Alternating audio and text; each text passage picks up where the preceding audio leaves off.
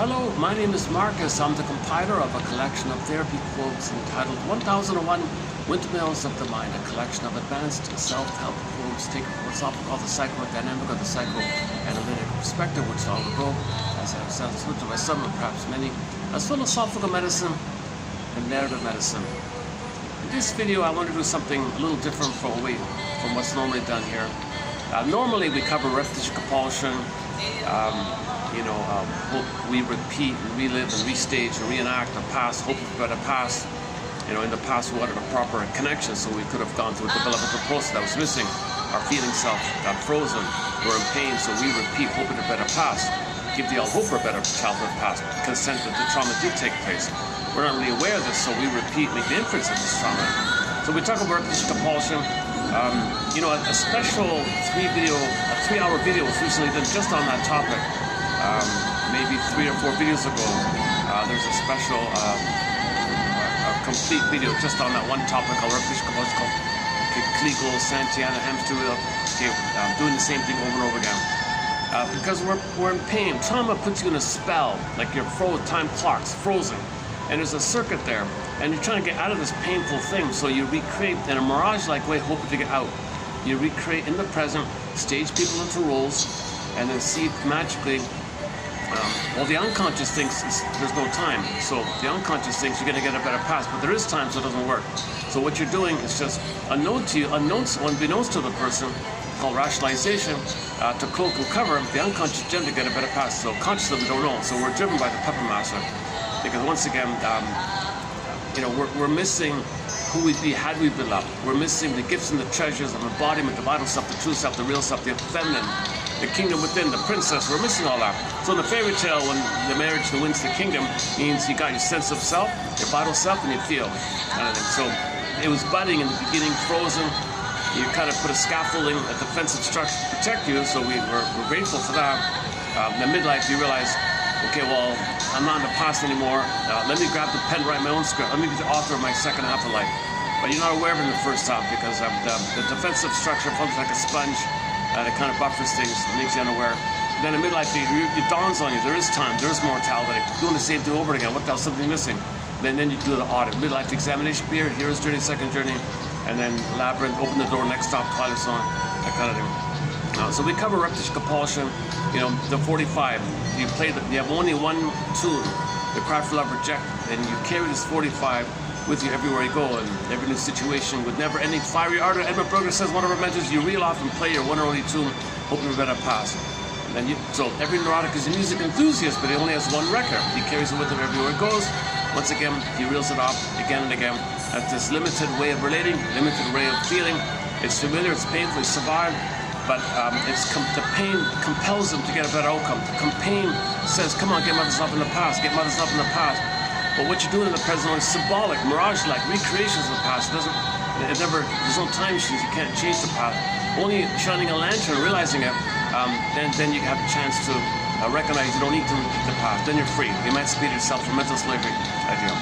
Okay, so in most videos you'll get some kind of overview of some of the core points here, repetition, compulsion. Okay, the idea of we transfer the past to the present. So in the present, you transfer the past into the present. So the present is still the past in a way. Yes, you understand the present, but in terms of your agenda and your emotional issue and your agenda to get what you're really unconsciously wanting, you want a better past, you want a connection. Once again, when the baby's safely connected, you go through the development process of his budding, beauty, emerging self, sense of self, all capacity to the real self. Empathy, warm gratitude, mutuality, companionship, love, knowing what's unique about you, expressing a blue jay, golden ball, all the gifts and all the gold is there. All your senses, they feel real alive, you're in the present. Natural relatings like that, creativity like that, and you can admit a loss, you can feel joy, all wide range of feelings, needed feelings, appropriate feelings, real self, capacity, okay, and you're living and loving in the present idea. That's the kingdom within, your sense of self, vital self, embodied self, real self. Robert White calls the emotional body's alive, feeling real alive like the Velveteen Rabbit story. Versus in trauma, that's all suspended, frozen, put on hold, it's no end of coma. Now you're dealing with this fixated circuit that's very painful, and it's in the survival brain. Survival brain thinks in either or jungle all the time. And you're just repeating the circuit that led to that, hoping to get out of it, and you're seeing things based on that lens that you create. There's a lot of distortion like that. So we talk about symbolic acting out, transfers acting out, better past. Okay, some of the defensive maneuvers that the baby does to deal with the pain. Okay, repression or denial. Yesterday we talked about. Okay, the either or, of course, the identification, aggressive projection, coax people in roles called protective identification, and several others. And the symbolic stuff is when you do look for a mother, it's called oral fixation. So food, cookies, smoking, drinking, gambling, money, all that. So it fails again. So we discussed a lot of these core points in many videos. Now, because today's a little different, I'm gonna maybe forego the introductory kind of material here.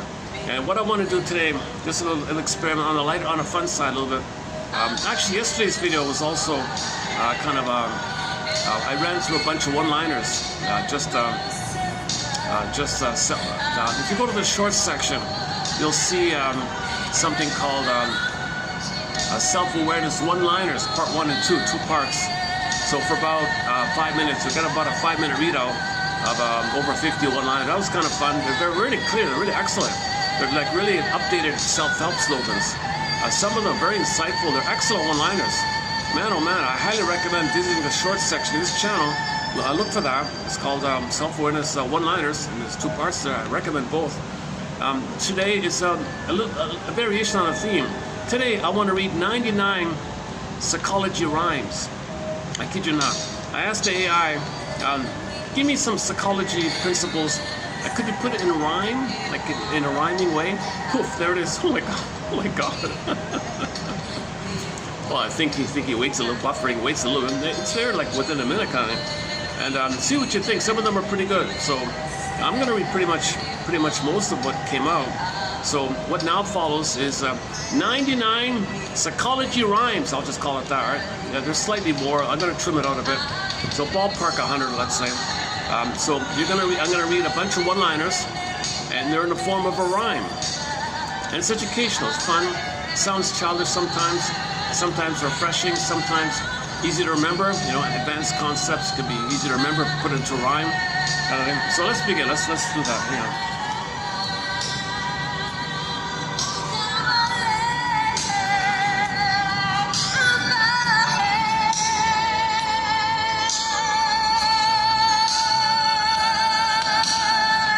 Nyanka Bell, Miss Nyanka Bell from the Ivory Coast. She was a famous singer back in the day in the Ivory Coast. Nyanka Bell. I discovered her on scrolling around the Radio Garden website. You can hear the radio stations from all around the world. Just move your cursor around. I randomly picked Ivory Coast, and this was playing. It was a great song. Okay, let's maybe I'll hit a pause on it here. Hang on a sec. Oh, what a great song! Should we just let it play? Maybe we'll just let it play. Yeah, okay. Okay, let's begin. So I'm gonna read. So this is over 2 TQ quotes. So what now? Let's begin. 3402 and 3. 3402 and 3. Roughly 15 each.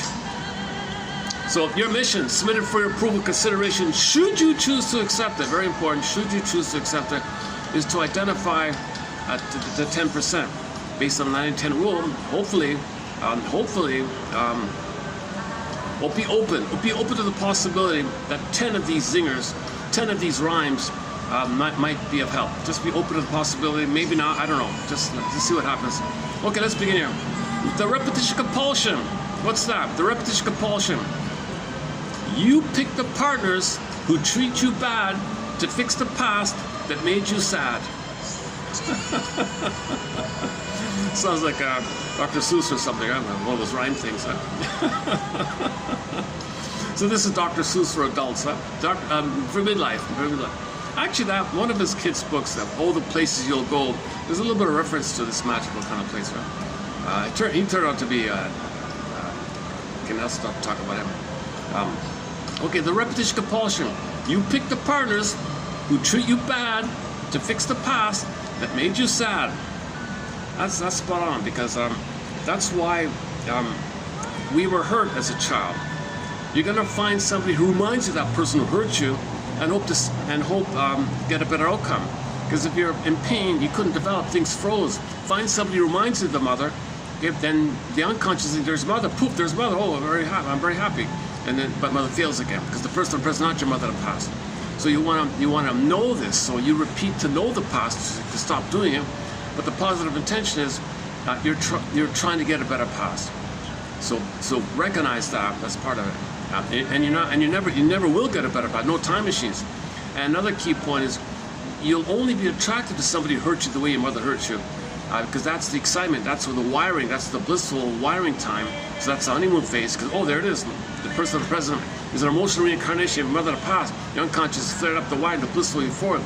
Your babies feel euphoria in the beginning. So you're feeling that honeymoon thing, all excited, all disappointed. It didn't work. Of course it's not going to work. The person or present is a human being with their trauma and their stuff and their baggage and their who they are and their wiring and their painful barbed wire inside. They're traumatized. They're a human being with their own rights and feelings. You're going to see them as your mother in a nursery who's going to give you the perfect bliss and mind read and give you symbiotic and perfect mirroring and perfect attentiveness and perfect fusion and always be there for you and unconditional like that. And you could be angry, they'll also be there. You could be like the good breast. You got to be kidding. They're human being their own. So you're kind of quote unquote thingifying the people, treated like a symbolic breast because the first mother's the breast mother, right? Yeah, yesterday's one-liner was interesting about trauma was described as a psychic barbed wire all twisted around, like, ooh, wow, oh my God. So think about your parents. If your mother or father, they're traumatized themselves, a lot of pain, and they grew up in an adult body, how can they be proper parents with all that pain inside, right? Once again, yesterday's one. All right, next one here. Oh yeah, so the repetition compulsion. You pick the partners who treat you bad to fix the past that made you sad.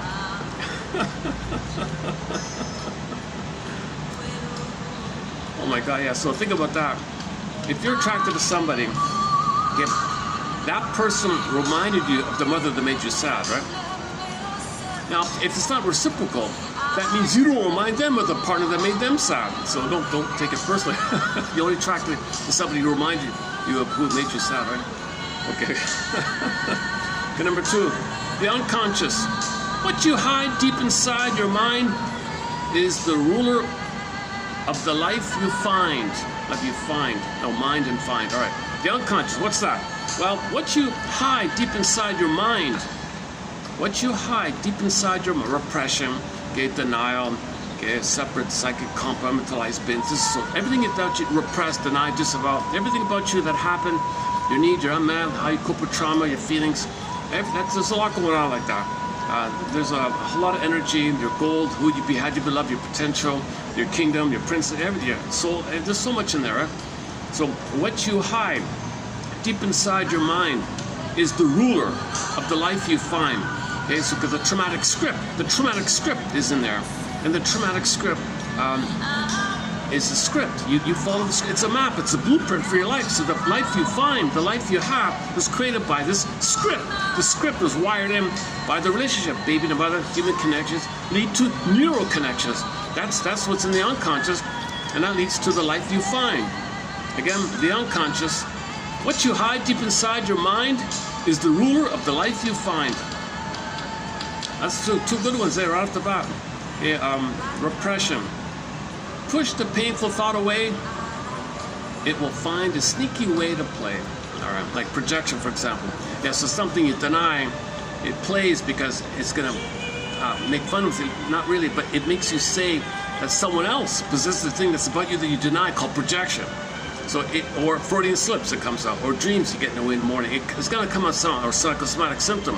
You got an ache in the body. So what's repressed is going to find some kind of way to get to your attention. It's trying to communicate to you. Like that. So repression. Push the painful thought away, it'll find a sneaky way to play. All right. Denial. Oh, yesterday. Denial is not a river in Egypt. It's an expensive condo in your mind, a heavily stuffed apartment filled with dusty boxes and black boxes and other boxes and all these things in there. Denial. You swear up and down it isn't true to hide the hurt inside of you. You swear up and down it isn't true to deny the hurt, to hide the hurt inside of you. I see. Okay, so Okay, let's say the baby says to the mother, if the baby goes, "Mother, you're gaslighting me. I have a need for your love. I'm in pain, I'm angry." "You don't have that need. I can't see." So the mother might be envious of the baby's need, and she's triggered of the pain that she can't give the need and the goodness that she doesn't have, and the baby needs goodness. It reminds her of the goodness she had, and there's so much pain around goodness, and so she doesn't want to see the goodness. So she envies. Forget, you don't have that need. "Yes, I do." "No, you don't." But the gaslights the baby. "Mother, you're gaslighting me." She denies. She denies. You swear up and down it isn't true to hide the hurt inside of you. Projection. Projection. The anger that you see in me is just your own failed to see. Oh, the anger that you see in me is just your own you failed to see. Again, the anger you see in me, or whatever you see in the other person, is just your own you failed to see. Yeah, 90% of what you say about others, especially if it's very charged, either idealize or devalue, okay, that's the repression idea. Whatever's pushed down will come out to a sneaky way to play. So we talked about projection yesterday. Yeah. Oh yeah, yesterday was projection is good for films, not good for relationships. Like watching a film. Hold on a second, I'm baking here. There's no breeze here today. Hang on a second. Let me take a little break here. Perspiration moment.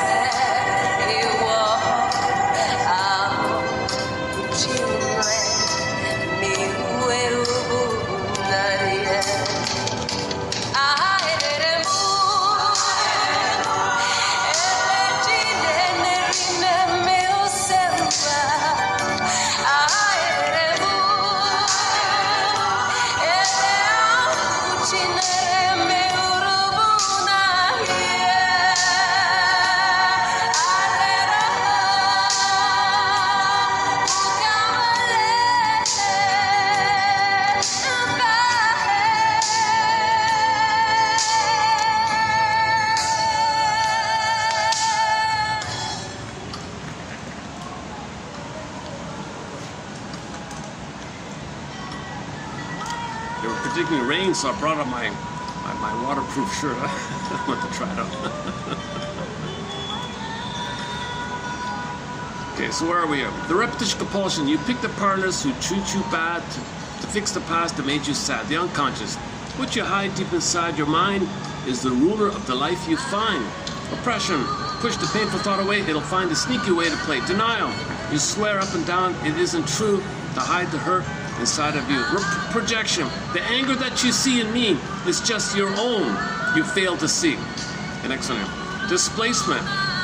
Displacement. Mad at the boss who made you small, you come on home and kick the wall. Better than kicking the cat, right? Displacement. We know about displacement. All right. Sublimation. Turn your rage into a piece of art and heal the madness in your heart. This is considered a positive, least damaging way to channel your trauma, to turn it into something that's of value for society, helps society, like art and all that. Okay. Rationalization. You make up lies that sound so smart to mask the choices of your heart. Okay, meaning the unconscious. So the unconscious, okay, is running for the cookies, thinking it's mother. So that's really foolish, very, very dumb. So you cloak it with rationalization called clever lies. Okay, rationalization. You make up lies that sound so smart to mask the choices of your heart. Reaction formation. That's the one you do the opposite, right? You hate a person deep inside, so you greet him with a giant grin. Okay. So if somebody has the angry smile, like if you sometimes something so strong, you present it in its flip form. So typically in the sitcom, the girl likes the boy, but she throws rocks at him. I hate you, I hate you. So it's a reaction formation or counterphobia, something. I've never been fully clear on that, but they say it's usually unknown to you, right? So be careful. If somebody like over idealizes you, like excessively, maybe it's the opposite. Maybe they hate you, right? So you don't know. You can start to tell, right? You hate a person deep within, so you greet them with a great smile, with a giant grin. Okay. All right, splitting, psychic splitting. You see the world in black and white. It's either totally wrong or totally right. Now, this very childish baby way of dealing with pain. The baby way to deal with pain is when you're nursing. When he's nursing, it is heaven or hell for the baby.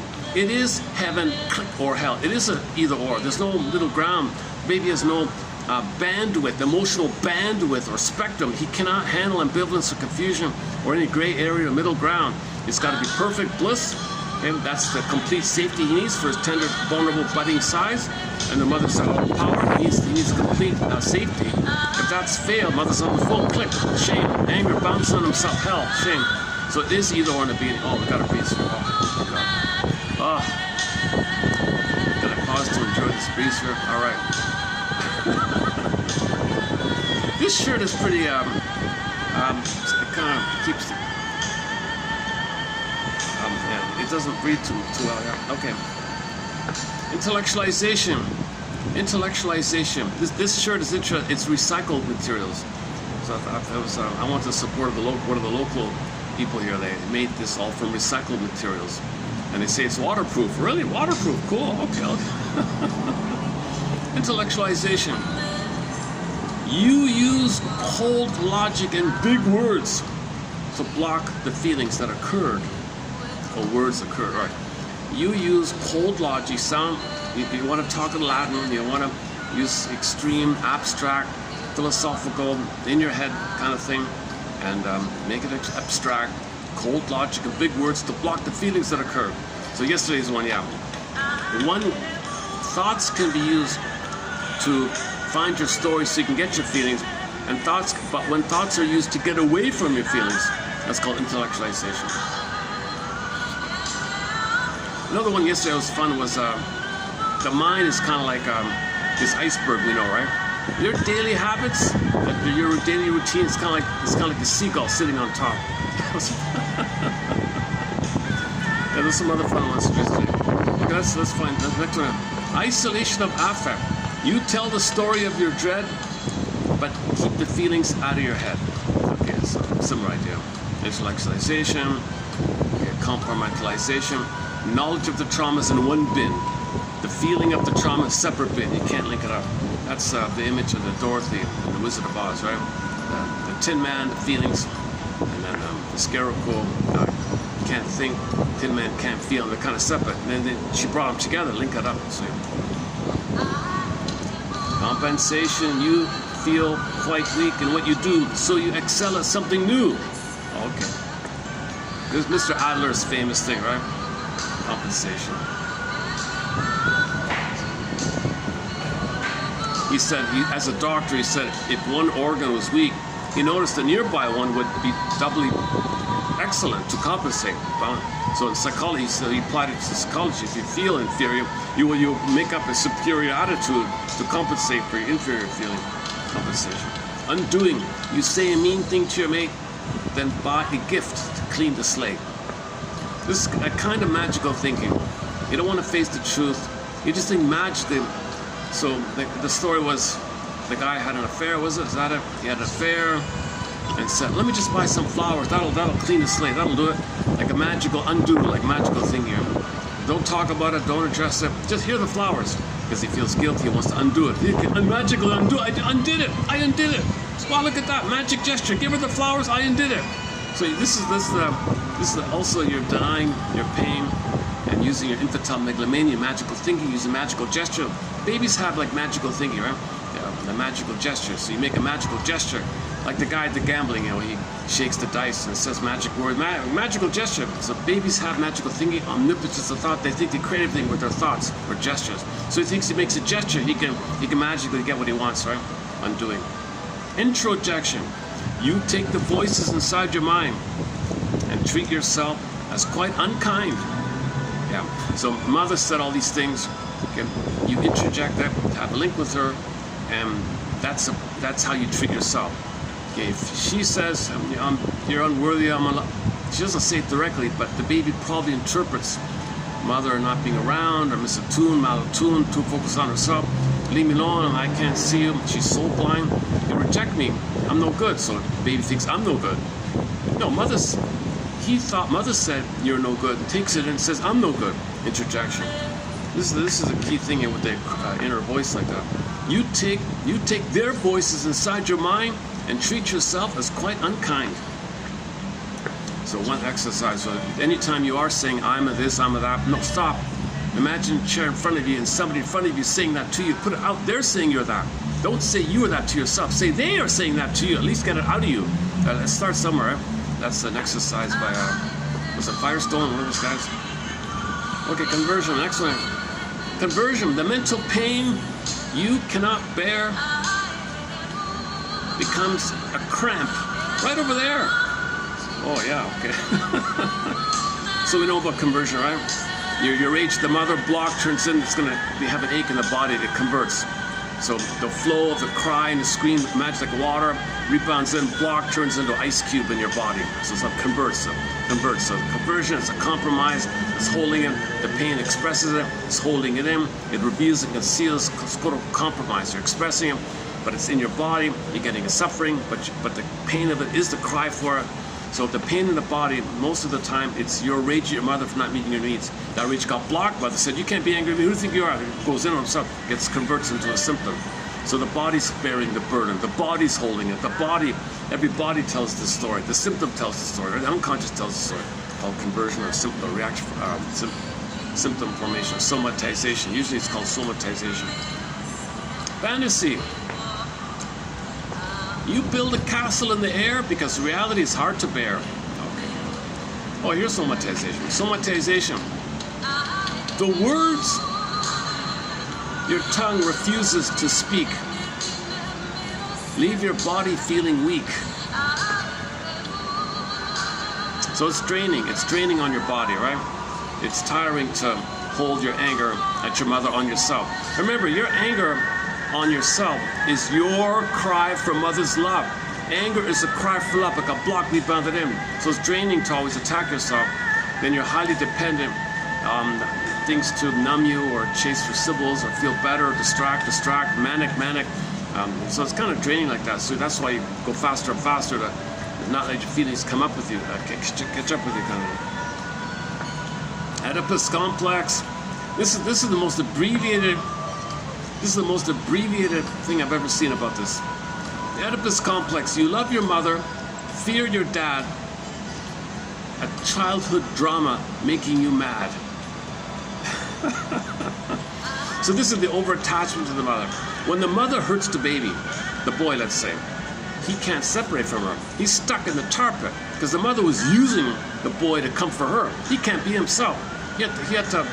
The mother was turning to the baby to mother her. He's got a mother complex. So in the theater of mind, there's a marriage there, the fusion. The father's not around.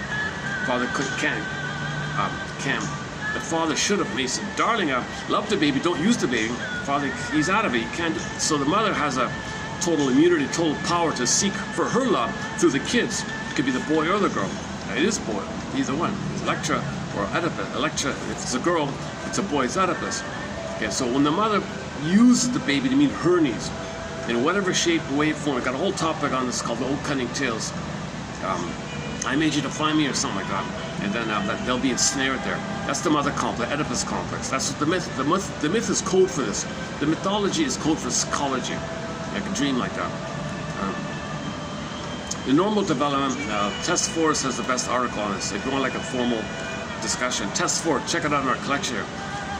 The sweetness and the femininity and the tenderness of the baby and the mother. That's a phase of time.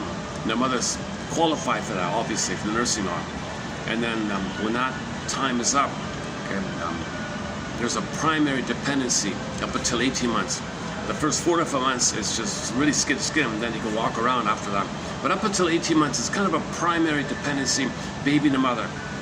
If that's met, then the father's a little more active to teach the child about the world outside the mother. The father is uniquely qualified to teach the child about the world outside the mother. The child's got to learn about the world outside the mother.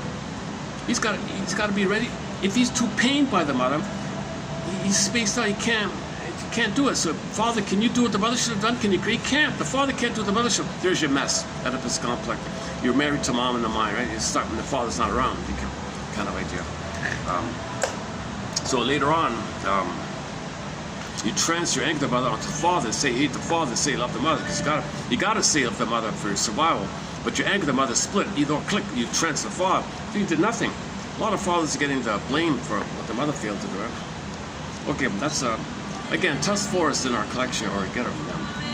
I think of all the articles on the topic, hers is the best. Tess Forrest, but maybe 3 months ago, maybe 2 or 3 months ago, we discussed it with her husband, Joseph Barnett.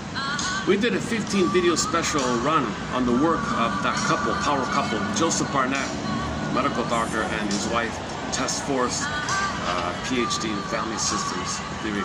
And her article on Oedipus complex, that's a good one. Honorable mention is Hendrika Alberstadt, Freud, no relation. She said her book called The Electric, simply called The Electric Complex, and a couple of others. Oh, what? Yeah, there it is there. Huh? She really belts it out there, eh?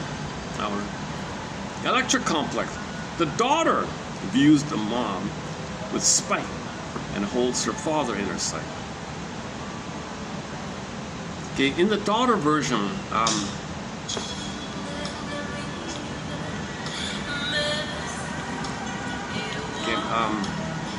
it's the same thing with the daughter version, when the daughter is hurt by the mother. That's the electric complex. But it manifests that she hopes the father can be the mother, and has that kind of hope and hates the mother.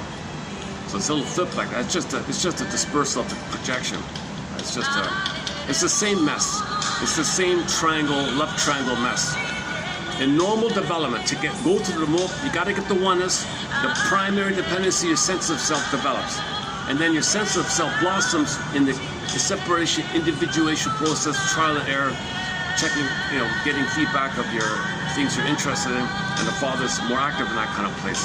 Then you have a sense of self at age 4. A ballpark psychological birth that nobody achieves a perfect psychological birth, but you more or less have a psychic structure of differentiate from the mother, and then in the mind it's a differentiate, not fused, not one. If it's one, there's the problem. If there's fusion in the mind, unmet symbiosis, unmet different, there's your complex. Weather complex, Oedipus complex, electric complex, Elias complex, Jocasta complex, that whole mess, and you can't get out of the top of the oneness. And there's a lot of all or nothing thinking, juggle mentality. You feel trapped and snared. Mother's supposed to let meet the baby's needs so we can grow and develop. Mother says, don't leave me, I need you to take care of me, you gotta mother me. So his development is arrested when mothers do such a thing. So in a nutshell, that's all right, next one. Fixation. Stuck in a phase from long ago, you find it very hard to grow. Fixation. Stuck in a phase from long ago, you find it hard to grow. Yesterday they had the one about fixation was imagine the kid on the roller coaster, but the thing breaks and he's stuck on the top or something, and everyone leaves but he's still on there. They forget about him. They close the ride and they forget about him, and he's stuck there. He can't get out. And it's been like that all of a sudden. Hey, is anybody gonna help me? So emotionally, we're frozen in a broken mental roller coaster, and the roller coaster ride froze, broken, out of order, and you're stuck there. The train can't move, right? It's only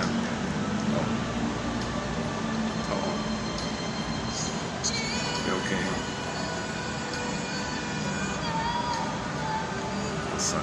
They're not gonna ask me to move, are they?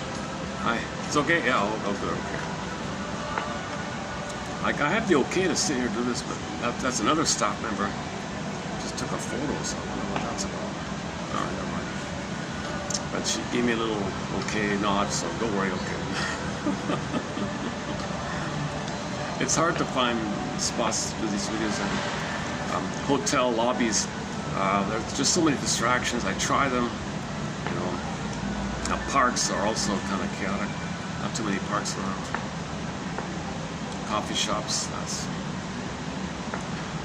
I've got this. The Swan Place is a gem. There's a place not too far from here.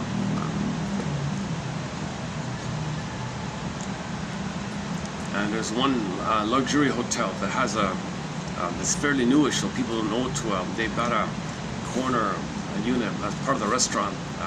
They let me use that, so I've done some of the videos there, like with the view of the road and all that. Okay, now what am I telling you about? Sorry, fixated. I'm fixated. Am I fixated? Okay, fixation, stuck in a phase from long ago. You find it very hard to grow.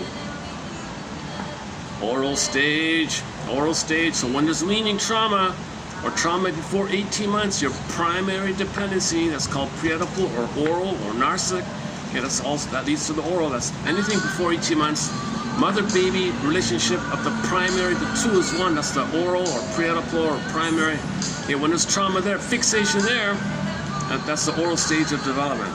And you're fixated in the oral stage. You chew your nails and smoke your smoke to soothe the baby who never woke.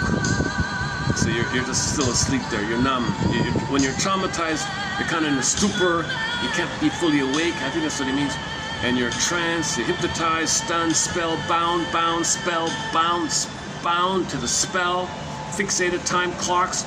You can't fully wake up. You're not, and you're trance, hypnotized. And so they enter all the oral fixations, right? Smoking, what do you say? Chewing your nails, smoking, drinking, gambling, promiscuity, emotional eating, cookies, oral stage. All right, next one, good enough mother. We always hear about this. The good enough mother, what's that? Well, she does not need to be dynamic, just calm enough to stop the panic. So can she soothe you? Can she be present and calm you down? Not frighten you or something, not terrorize you and you're frozen, just calm you down. Is she good enough? Good enough mother. She doesn't need to be dynamic, just calm enough to stop the panic. Then the child can soothe himself. Mother soothes the child, wired it, interjected him. That's called the soothing interject, the internalized good object, the holding interject, this idea. Good enough mother. The mother, okay. Excellent. The transitional object. The teddy bear you hold so tight helps you survive the lonely night. And so later on, as adults, we just, one guy thinks we transfer the teddy bear onto other things. You know, like cars and antique cars, just other things you have, things you possess. Hoarding, those are all teddy bears. Symptoms in the body, that's a teddy bear. Intellect, books, and all the books or whatever, other things, right? The transitional object, the teddy bear you hold so tight, helps you to survive the lonely night. That's sad that the baby would feel lonely at night. That means he didn't internalize the mother. If the mother does her job, he'll be fine, because the mother's in the mind soothing him, therefore in presence with him, right?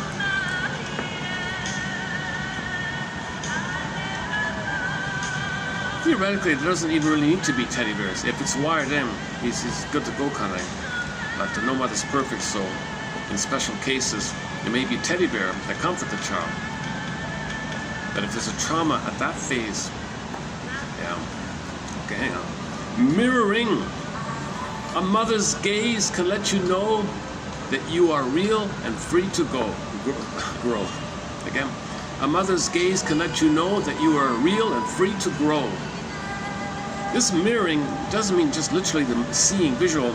It's the overall, it's code for the overall mothering, the gestalt of mother's sweetness and tenderness and soothing, okay, and reverie and consideration and thinking about, mentalizing and processing and reverie and thinking about being there. I'm thinking about what you're feeling and I respond. This whole mirroring idea, just mirroring all kind of things, not just.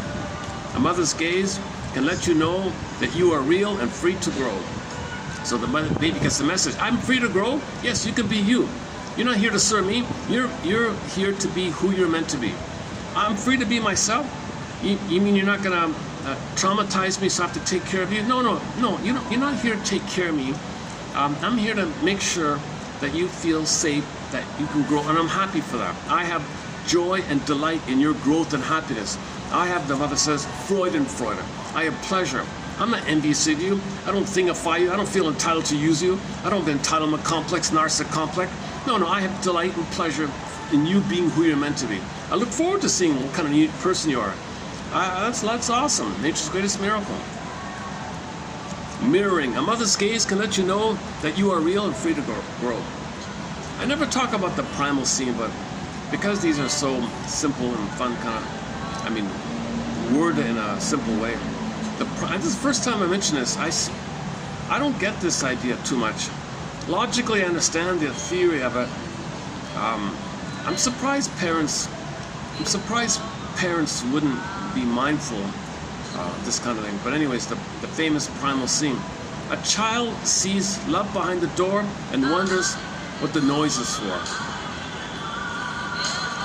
So the theory is some people think I don't know now, but ancient times, 100 years ago, people thought that some children are traumatized thinking that his father is hurting the mother, or screaming or something. What's going on there? Oh my God! He doesn't understand primal scene, right? So maybe there's violence going on or something. He doesn't understand, right? Baby doesn't understand. I don't touch this kind of area. I don't really know. But anyways, the child sees love behind the door, so maybe he walks in by accident, or maybe he hears it or something. Oh, he sees it, right? The primal scene. He does see it, right? The child sees the parents, okay, behind the door like that, opens the door, and wonders what the noise is for. That's a polite way of saying it. Separation, individuation. To step away and be your own requires a walk into the unknown. Yeah. The reason it's hard, if you're loved, it's okay, you do it easily, but the reason it's hard when you're traumatized, because in the trauma you survive. It's painful, familiar, and the comparison is, the alternative is something completely unknown with no resource, like a vast desert. Am I going to make it? Let me just stay safe from the pain. Separate individuation. To step away and be your own requires a walk into the unknown, the false self. You wear a mask to please the crowd, but leave your true self in the shroud.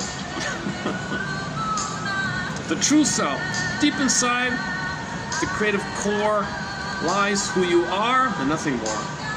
The latent content. So when you dream, you get to manifest something you recognize, but it screens out or blots out or protects you from the deeper stuff called the latent.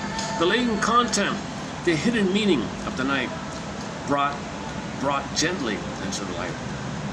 So it's not directly, it's cloaked, like an unpacker. What's under the manifest, there's the latent. All right, next one, condensation. Okay, in the dream world, these are about dream, yeah. In the dream world, there's no time, and there's things, the dreamer in you, the unconscious dreamer in you, can draw in any place, any time, and put things together. Condensation. Poof. It can take elements from different things and put it together in one little thing, or it can trans or displace or symbolize onto something else, to upside down. It's all tops of condensation. 5 different people from your past become one dreamer in the cast. Or become one dreamer. Become one in the cast. So you ever dream of somebody, it could represent several people put together in one, or 2 in 1, or 3 in 1, or something. Okay, day residue, the things you did throughout the day will find a place inside your play.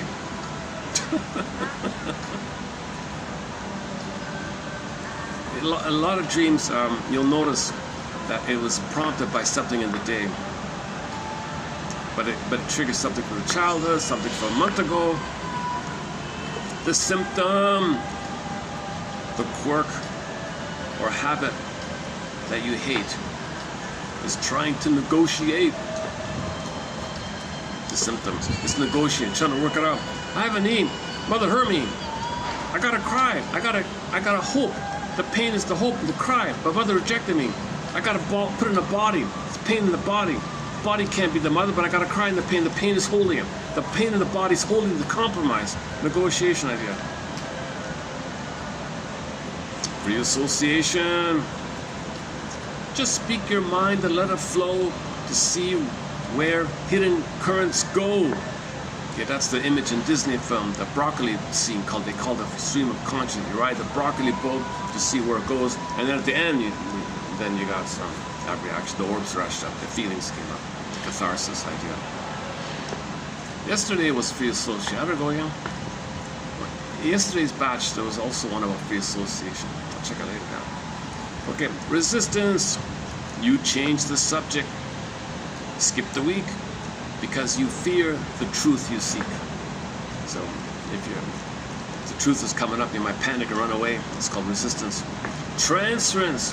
You view your therapist today as if your father walked that way. Walk that way. Walk this way. So something in the present can easily, if they have any resemblance, any trait, it can trigger and remind you of the past. You transfer the past to the present and regard, because you got a lot of pain in the past. You're looking to face this past, so you find a hook and hang your coat on it, projection, transfer. So it could simply be the fact that the therapist is a man and your father's a man. Or you're angry at the father, and you're my father, and you're just transferring it. There's so much pain, you got to process it. Transference. You view the therapist today as if your father walked that way. Acting out. Instead of speaking of your pain, you wreck the car out in the rain. Yeah. So acting out is anything you do. You're not talking, things coming up. You're supposed to talk. If you don't talk, you might do something that's destructive. A lot of acting out can be destructive. Here's an example here. It doesn't have to be, but it could just be, ate a pizza. Act it out. It could be something simple. Working through, you say it once, you say it twice, till truth replaces old advice. Catharsis. Yesterday catharsis was the plumbing. The plumbing catharsis. It's unblocked and the water rushes. The tears pour down, the emotions break, and soothe the old familiar ache. We're talking about genuine catharsis, healthy reaction. There's a positive and a one based on a defensive structure, which is not real. Insight. Yesterday, insight. Insight was the flashlight in a dusty room. How did it go again? Okay, today's one. Insight. The sudden flash that makes you see why you became who you had to be. Okay, I like this one, yeah. The sudden flash that makes you see why you became who you had to be. That's a good one. So we're looking for 10, right? So I'm looking for 10 as well, right? So I'm reading 100, right? I'm gonna call this, you know what I might do is, before starting this video, I did a separate 12-minute readout of this. So you'll find, hopefully, a 12-minute readout from the AI voice, just of the quotes as a separate thing.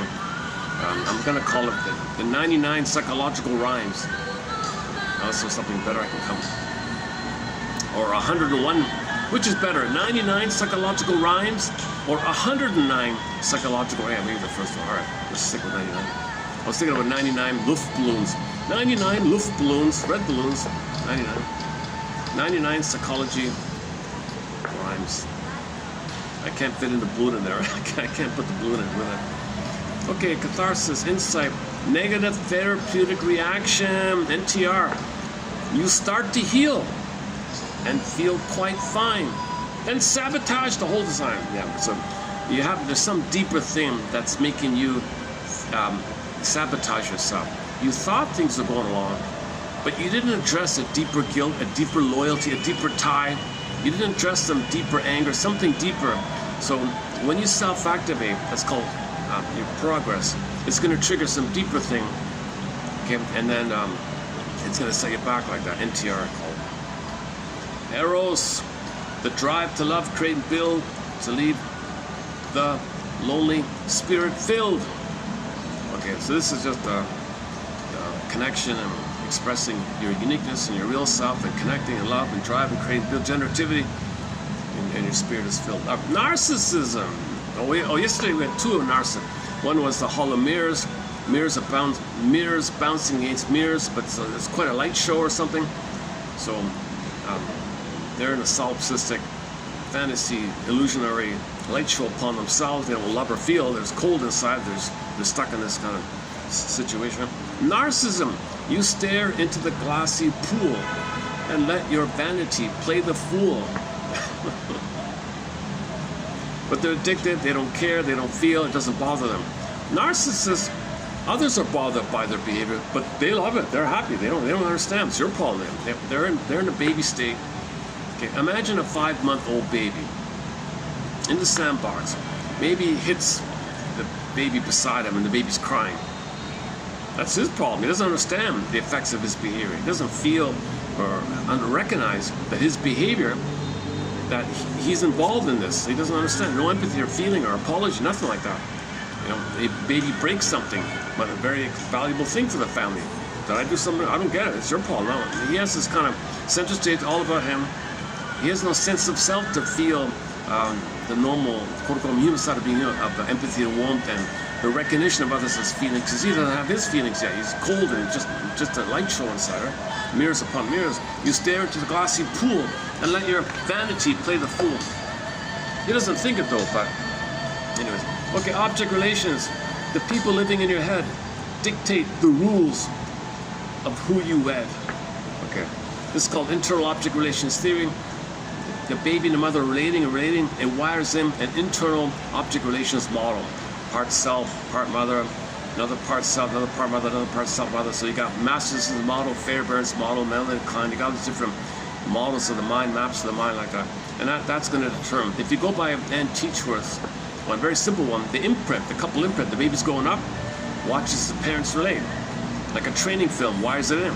Says to himself that when he grows up, he'll play one parent, find somebody to play the other parent. Sometimes the boy mimics his own mother and finds a woman to play his father. So the man might only want to marry a woman who reminds him of the father because he's playing the mother. Or the woman identifies with the father and she ends up only wanting to marry a man who reminds her of the mother. And Teachworth, Why We Pick the Mates We Do, excellent book. We talked a lot about a year ago. Okay, and a related point, internalized objects. Okay. So objects are not things on the shelf, it's in your memories. Oh yeah, we have that one coming up. Hang on a sec. Where's that one? Hang on. Oh, it's on the other page. Oh, okay, coming up, there's a good one about objects are not things on the shelf. It's the memories in your mind, kind of. Internalized objects. You carry parents in your mind or your chest. They never let you take a rest. The more painful the mother is, the more you gotta manage it, so you internalize it. The more it's there, so the more she hurts you, the more she loves you, the more you're free to be yourself. You're there. The more you're empty, and you gotta take her in more and manage this thing. You're preoccupied with her. You're trying to save her first before you can be yourself. Internalization, internalized objects. You carry your parents in your chest. They never let you take a rest. The shadow. Oh. Okay, still recording.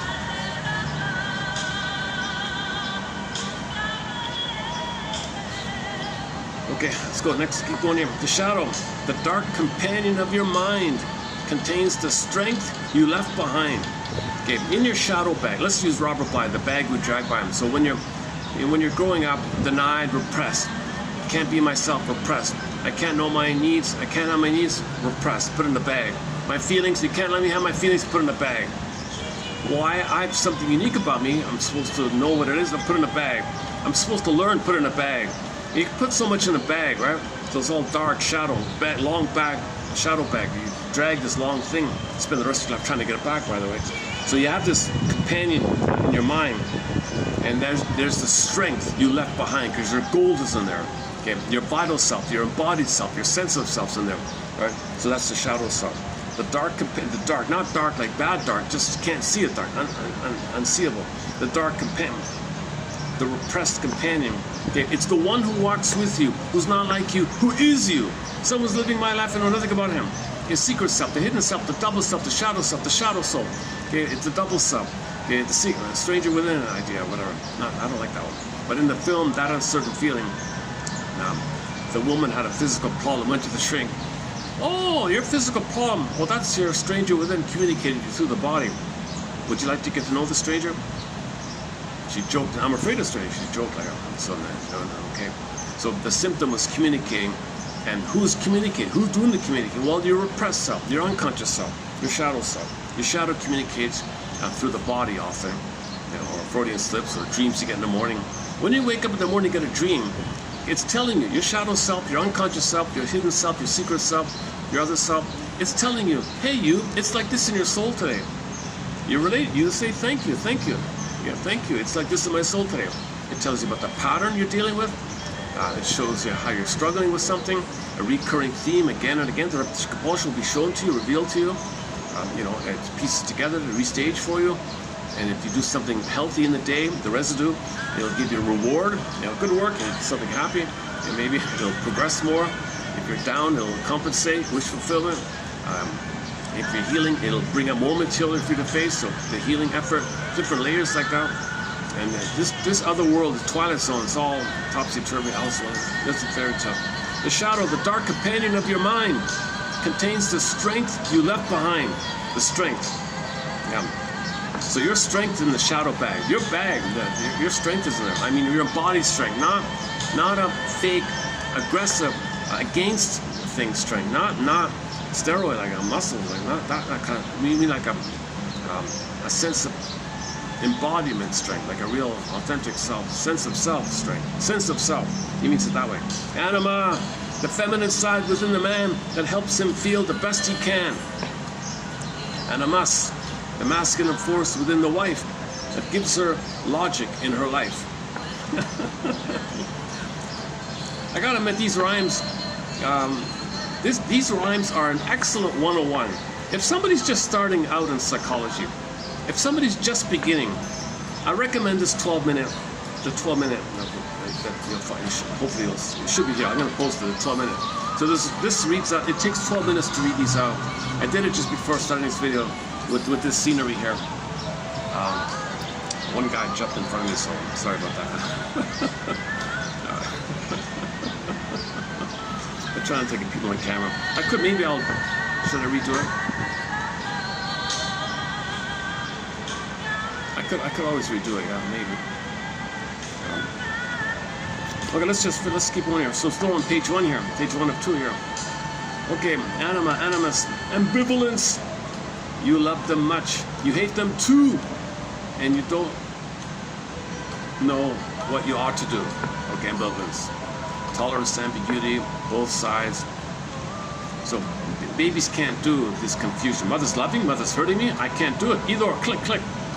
But in reality, mother is loving and frustrating. No one's perfect. Is she good enough? She's not a little bit bad, but good enough. Can you hold the two, that she's kind of bad, but she's good enough, and she's kind of bad, but good enough? Like, can you hold that kind of thing? Like babies can't. So click, click. So you got to update it to both and. Third side of the coin. Both and thinking. Third side of the coin. You can't heal with either or. You got to get it to both and. You got to understand that your mother was in pain. Barbed wire in her psyche, pain. She was soul blind because she was in pain. She did what she did out of the pain she was in. So understand why she failed and was soul blind, because she was in pain. That helps to move towards a both and perspective, the forgiveness one. Oh, one's coming up on forgiveness. Yeah, hang on. In the next page, there's one on forgiveness here. The idealized parent. You think your father has no flaw, and view his word as holy law. So the idealization, the baby must believe, if it's the mother must be good, so that's the idealized. If that's failed, you might transfer to the father. That's the need for something to be idealized. Fantasy bond idea. Also notice the golden projection. All your gold in the bag, you idealize something, that's your own gold in there. Idealization. Devaluation. You knock them off the pedestal high because they made you want to cry. Okay, so narcissists might do this. They might momentarily, oh, you're amazing, you're amazing. One mistake, click, you're no good, get away. Like they have this either or, idealize, devalue, either or. So the either or manifests usually when there's stress or disappointment. Narcissists supply. You didn't give me my supply. You're no good. You're useful or no useful. They have these utilitarian either or mentalities. So in the mind, you got either or because the self is grandiose with the omnipotent fantasy, and the one is shamed with the anger at his mother, monster attacking him, separate. So later, when you're stressed, click, you revert to the model, your defense. or the defenses, well, I'll take the grandiose self and my shame self, I'll project and say, you're no good, I'm good, and you're no good, I'm right, you're wrong. You project your own split shame side on someone and say they're no good. That's an either or mentality. So you got to get both and. Okay, splitting precludes mourning, says Rinsley. You need both and to heal. You cannot heal with either or. When you get the both and, you can move towards healing. That's what the fairy tales say, according to Robert Bly and Woodman and all that. Okay, the persona, the mask, right? The public face you show the street is not the self when eyes do meet. Man, oh man, this AI, it's pretty clever. It was quite clever to come up with this. It must be mimicking a data bank of poetic rhymes it has in their data banks or whatever it is. The persona, the public face you show the street is not the self when eyes do meet. Does ring a bell, actually. All right, individuation, to weave the dark into the light and make the whole soul fit just right.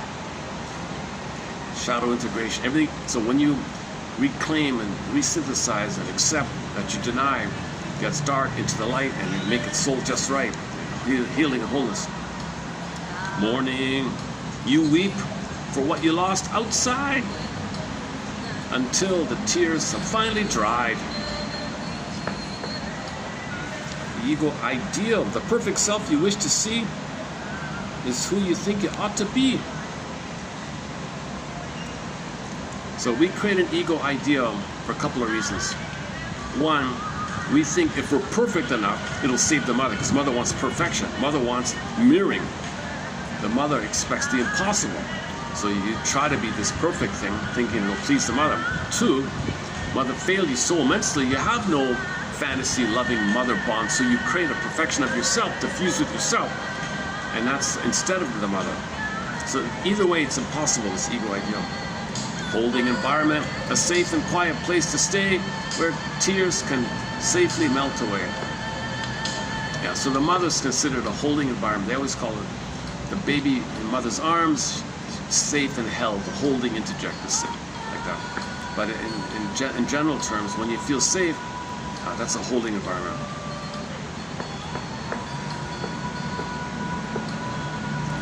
I think for a little while, I tried to find out myself. I went to the shoreline a couple of years ago. And for a little while, I thought, man, if I had a cabin there, man, oh man, it's a shoreline.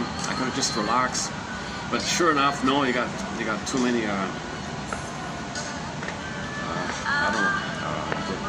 People around are just so revved up. It's hard to find. It's hard to do Walden Pond or whatever it is. It's hard to have an off-grid. People leave you alone, feel safe. It's hard to have that kind of retreat like that. Or if you find a Kerry Winnis, that's a holding environment. If you have a friend who understands that, that's a holding environment. Whenever you feel safe with somebody to cry, that's a holding environment. Put it that way. Okay, mourning, you weep for what you lost outside until the tears have finally dried. Okay, next one. Okay, Melanie Klein. What does that mean, the paranoid schizoid position? The world is split, danger's near, and everything is fueled by fear. Your paranoid schizoid. So in the beginning, this either or projection is that. Okay, the baby's anger, which is a cry for love to the mother, block be bent, poof to a monster, threat within. So danger, fear. Your anger is a cry for love, but it's onto yourself. It's a threat to you. You cannot mother yourself. You cannot be your own mother. And this cry is onto yourself, attacking you. Threat, jungle, danger, right? And it's either or like that. The world is split, danger is near, and everything is fueled by fear.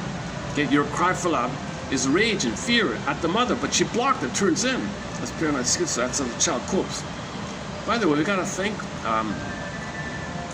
We got to have validation that children are geniuses to come up with these things, right?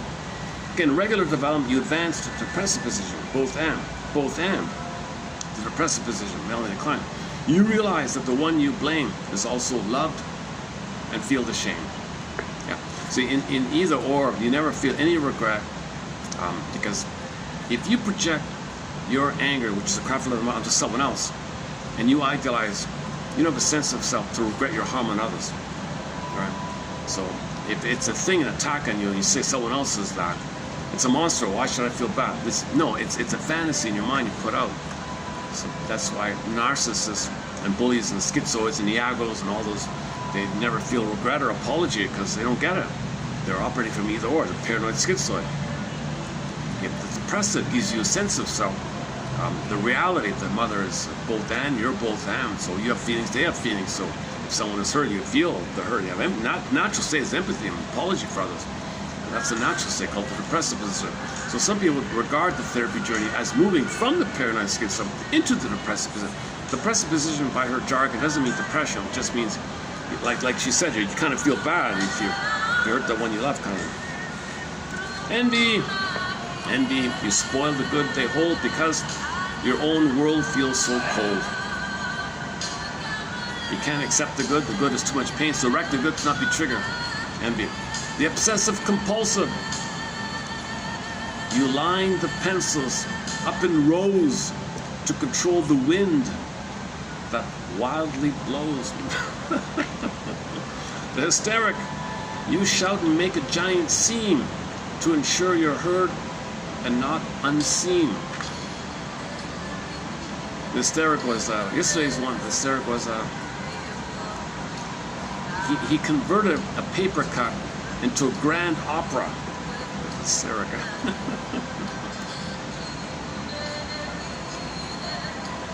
The borderline, the BPD, right? Please stay with me, but go away. The painful game they have to play. And they have to connect, but every moment of thinking about connection is fear of engulfment. Go away. But when they go away, you're abandoning me, come back. Or you're coming back, you're engulfing me, go away. So there's a chaotic soap opera, you can't connect. They're just caught in this drama of rejecting, pulling in, rejecting, pulling in, rejecting. Don't leave me, I hate you. You're leaving me, no. Don't leave me, I gotta reject you. You don't leave me, I gotta reject you. This drama, right? The borderline, please stay with me, but go away. The painful game they have to play. Oh, the psychopath, no guilt is felt, no rules apply. They look you straight in the eye. Okay. We have some quotes on the psychopath. Yeah, that's a, oh man, talk about countertransference, that topic, my goodness. So there's a real emptiness about these characters. Now we did a chapter maybe 2 months ago about the 5 different subgroupings. Okay, so they're not all violent criminals. Like you can have a schizoid psychopath. They plot behind the scenes to get proxy to all the harm for them. There's the extreme alcoholics considered like that. There's the LGB category. We're not saying all LGBT psychopaths, but there's a branch of psychopathic is in that area. They talk about that, and there's 2 others I forgot. So there's just their slogan is okay. Let's not get it's too. I remember covering that those quotes on the psychopath. I looked into it. Oh man, very draining topic. I really here's a summary. Rhyme. No guilt is felt, no rules apply. They look you straight right now. They don't feel. So they give you the chills. These characters, right? Things like that. All right. The mirror transference. The mirror transference.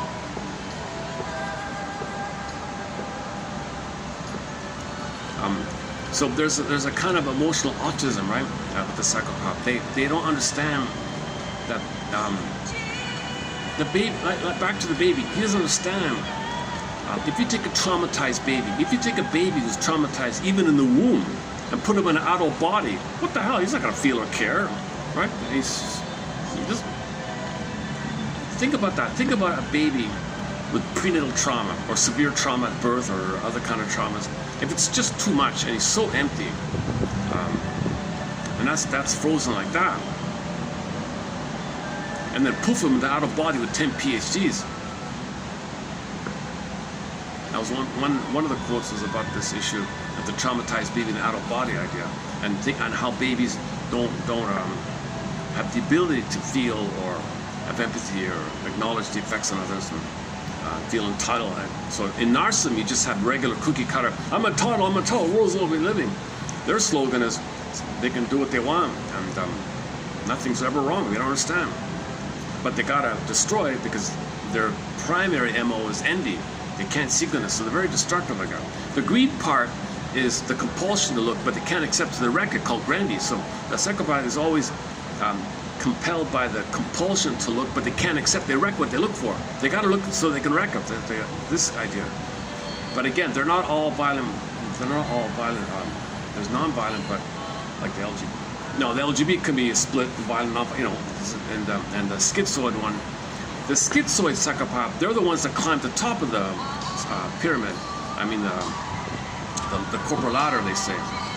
And that's why this corporation is a psychopath. Because a piece of paper, a word on a paper doesn't have a body, so there's no feelings. Psychopath doesn't have feelings, so a piece of paper doesn't have feelings. And they say they can do it at once, and it's not a human, so there's no feelings. You need a body to have feelings. Only humans and animals have bodily commotions and emotions. You need a body. You need a body. With body, you have bodily commotions called emotions. Emotions do the locomotion in the body, dance, move, do the locomotion. You need a body for feelings, commotions in the body. Okay? Psychopaths don't have that. So the corporation is created in that manner. That's and there's the famous documentary.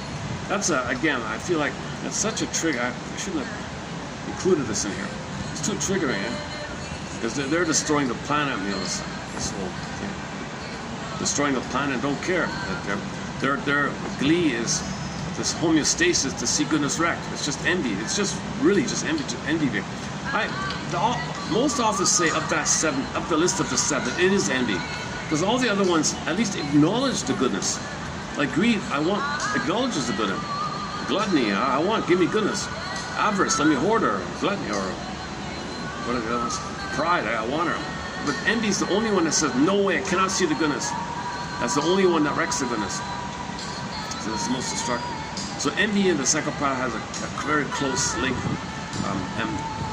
And you got the overt ones, but you got the covert, sneaky, passive-aggressive bully. The passive-aggressive, sneaky Iago types. Okay, the schizoid, detached Iagos. Okay, they're like the bully in covert, hidden form.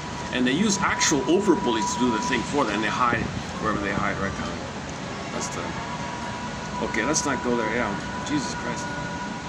I was having fun until that one came up. The mirror transference. The mirror transfer. Please look at me and say I'm grand, so I can feel I rule the land. So the baby thinks he rules the land. The baby thinks the world is an oyster. The baby thinks he rules the land. He owns everything, right? It's funny about today's video. Yesterday it was so cloudy. Now it's unusually bright. Or maybe it's my phone. Is it coming? I'm seeing it very bright on the... Maybe it's just mine. Oh, okay, the contrast. That's the way it should be, right? Which is better, this the way it was before? I guess just keep it consistent, I guess. Okay, so the baby needs mirroring and seeing. That's narcissism. If mother sees, he's in a state of grandiosity. World's my oyster. Mother, please accept this time where the world's my oyster. Please allow it. Don't crush it. Please say, aren't you amazing? Yeah, aren't you special, baby? Aren't you amazing? You're a king. Yes, please allow that. Please let me have that phase. Please let me have the world's my oyster phase.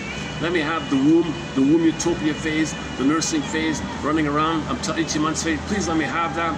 Please mirror me. Please allow it. Please hold it. Please contain it. Please let it feel safe for me. Let me have this mirroring phase so I can feel grand. Say that I'm grand. Please look at me and say I'm grand so I can feel I rule the land. Okay. Neurosis, a conflict within your head where old desires fight instead.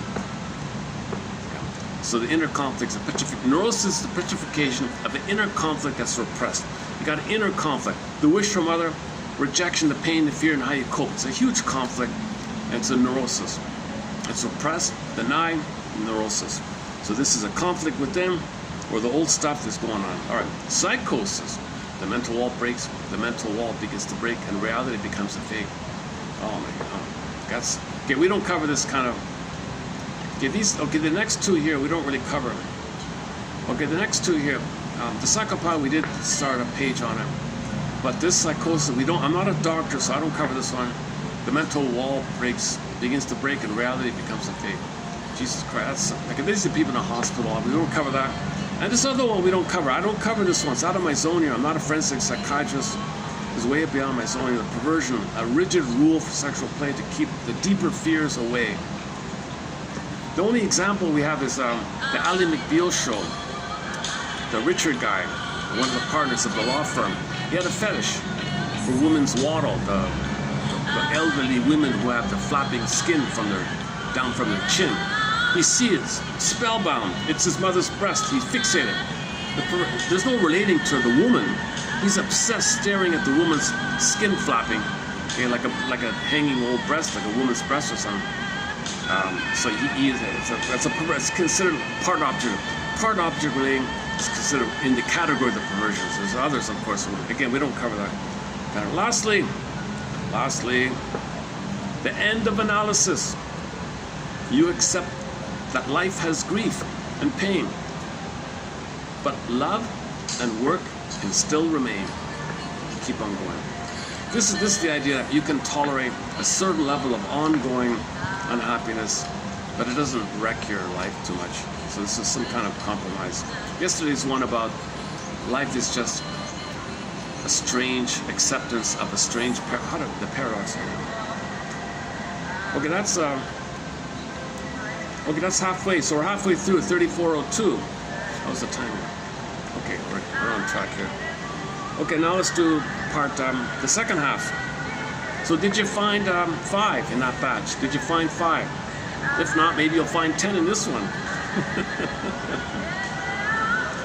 maybe I'll just. Why don't I just take a short 2-minute break here?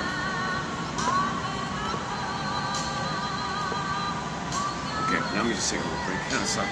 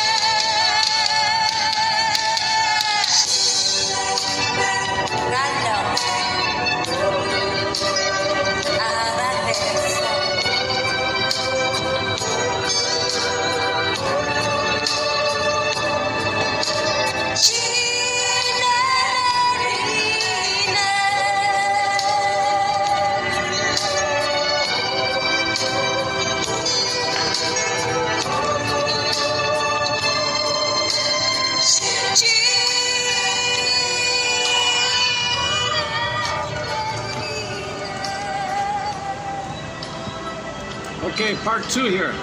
Let's continue. How you doing? How are we doing here? Let's begin. Denial. Denial is not a river in Egypt. It's a very stuffed condo in your mind.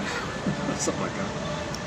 Okay, denial looks at truth and shuts its eyes, replacing heavy facts with comforting lies, similar to the previous one, right? Projection takes the flaws you hate to see and claims your neighbor has them and not thee. Displacement is when anger makes you roar at the innocent folks who just walk through the door. Sublimation takes a dark desire and turns it into art or social fire. Intellectualization uses concepts cold to block the painful feelings we hold. Identification copies someone strong to feel like you finally belong. A broken heart can write a beautiful song. Sublimation keeps you moving along. You say you didn't want the job anyway. That's sour grapes to get you through the day. To study grief instead of feeling tears protects the mind from deeply rooted fears. To study grief instead of feeling tears protects the mind from deeply rooted fears. Yeah. So I'm sort of half and half. I don't want this to be my case where I study this and I'm not feeling it. I want to feel it too, right?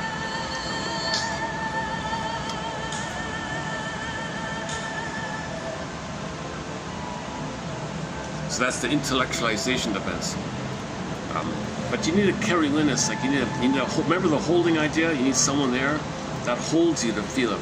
You can't see. Or nature. You need to be safe. You need to be somehow safe. Either nature, you know, like a nice little garden around or something, knowing no one's buzzing around you and all these. Oh God. If you hear constant ATMs running around, that's a clue you're not safe, right? People harassing you. Where are we? A broken heart can write a beautiful song. Sublimation keeps you moving along.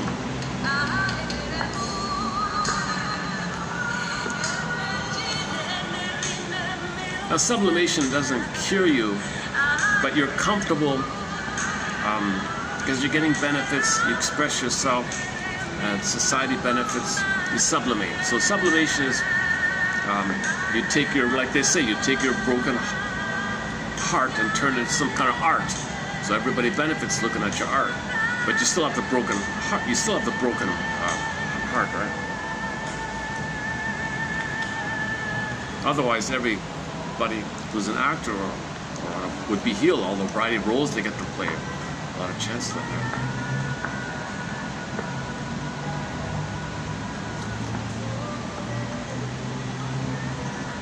Sublimation. Like the angry guy who hits the baseball well, makes a lot of money. That's sublimation. But he's still an angry guy. He's still rude or something. It doesn't change his psychic structure. He just has a continuous outlet like that. Okay, excellent. Intellectualization uses concepts cold to block the painful feelings we hold.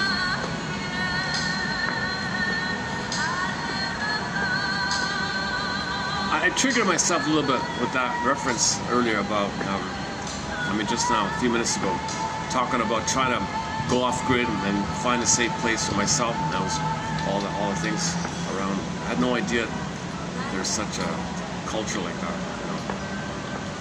So anyways, you learn, right? Yeah. Yesterday there was one about, how to go again? Self-reparenting is now learning what you should have learned in teenager time. Like I should have learned that in high school. Like things you're learning now, we should have learned in high school kind of. Okay. Identification copies someone strong to feel like you finally belong. You say you didn't want the job anyway. That's sour grapes to get you through the day. You wear the jacket of a famous star to hide how fragile you inside still are. Oh, you inside still are. I don't quite get that. You wear the jacket of a famous star. I mean, are there Bruce Springsteen jackets? I don't know. Are there I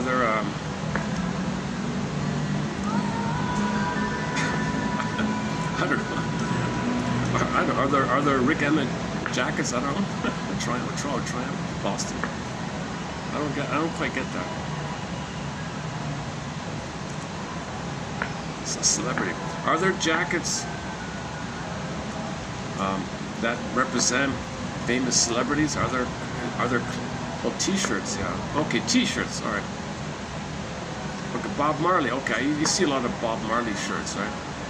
Bob Marley. So you wear a Bob Marley shirt to hide how fragile you inside still are. Because he's famous. Okay, let me put a question mark on that one. The mind is like an iceberg in the sea. The largest part is what we cannot see. Yesterday was the mind's like an iceberg, and your daily routine is the seagull on top, the seabird on top. I love that one. The consciousness is just the tiny tip, while deep desires navigate the ship. Dreams are the royal road to what is sealed, where buried wishes safely are revealed. The manifest content is what you see, the story of the dream you tell to me. Okay, the manifest, that's what you're aware of when you wake up. The latent is the hidden one, and the manifest gives you what you can handle and screens out or blots out the deeper one. The manifest content is what you see, the story of the dream you tell to me. Condensation blends two people into one. In a dreamscape theater, when the day is done, the condensation. Displacement moves the focus of the fight to something minor in the dead of the night. So when you're sleeping, when you're sleeping with displacement, you might have a lot of anger towards a parent, and suddenly you dream about someone benign from your childhood or something, and you think, you wake up, why is that there? I'm not angry, I barely know that person. Why do I have this? Why are they in my dreams? Well, they're holding something you displace on them because it was safer. You displace it. Displacement moves the focus to something you get minor. Okay. A slip of the tongue is never just a slip. It shows the truth that managed to escape your lip. A slip of the tongue is never just a slip. It shows the truth that managed to escape the lip. According to slips. Forgetting your keys or missing a big date shows how unconscious motives operate. There's a clever rhyming thing they got going on here. The dream work is a clever, sneaky art that translates feelings from the human heart. The dream worker, so the dreamer in you. So you're the dreamer. Inside, there's a part of you called the dreamer when you're dreaming, right? The dream work by you, the dreamer, when you're dreaming, the dreamer you, and the dream work they create, that you, this part of you that creates, is a clever, sneaky art that translates feelings from the human heart. Symptoms are symbols. Symptoms are symbols written on the skin that battles raging deeply from within.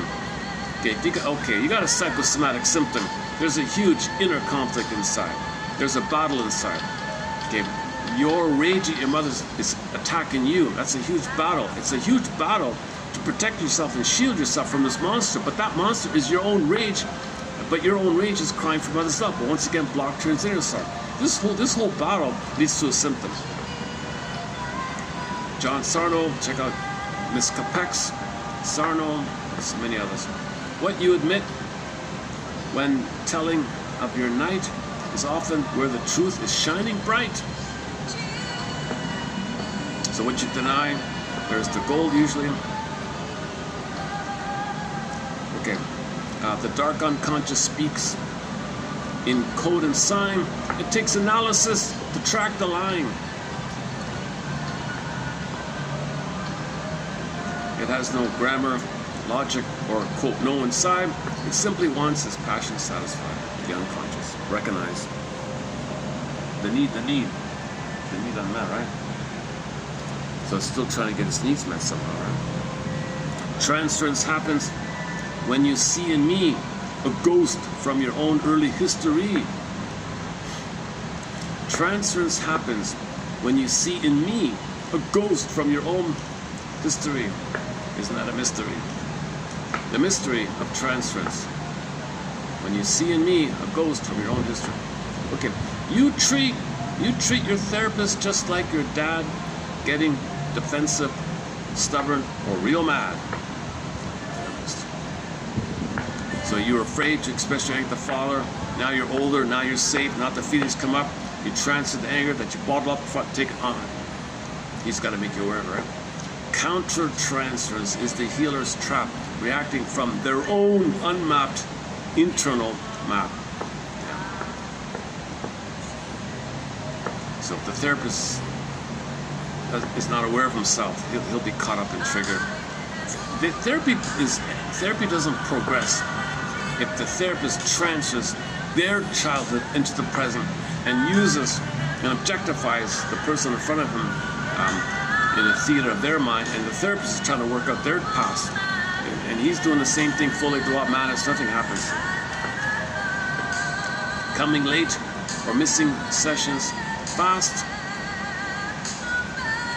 shows fear of digging up a painful past. Oh yeah, okay. Coming late or missing sessions fast. Coming late or missing sessions fast shows fear of digging up a painful past. So the AI wanted to find a rhyme, right?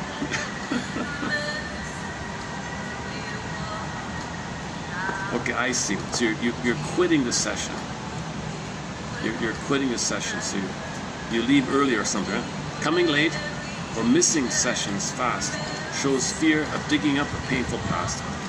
Free association asks you just to speak without a filter for the words you seek. Say what comes next, no matter how absurd. The truth is hiding in the random word. The therapist must listen with an open ear, avoiding judgment of your darkest fear. Even hovering attention is the key to catch the subtle undercurrents floating free. We repeat the past instead of remembering clear, acting it out with those we hold quite dear.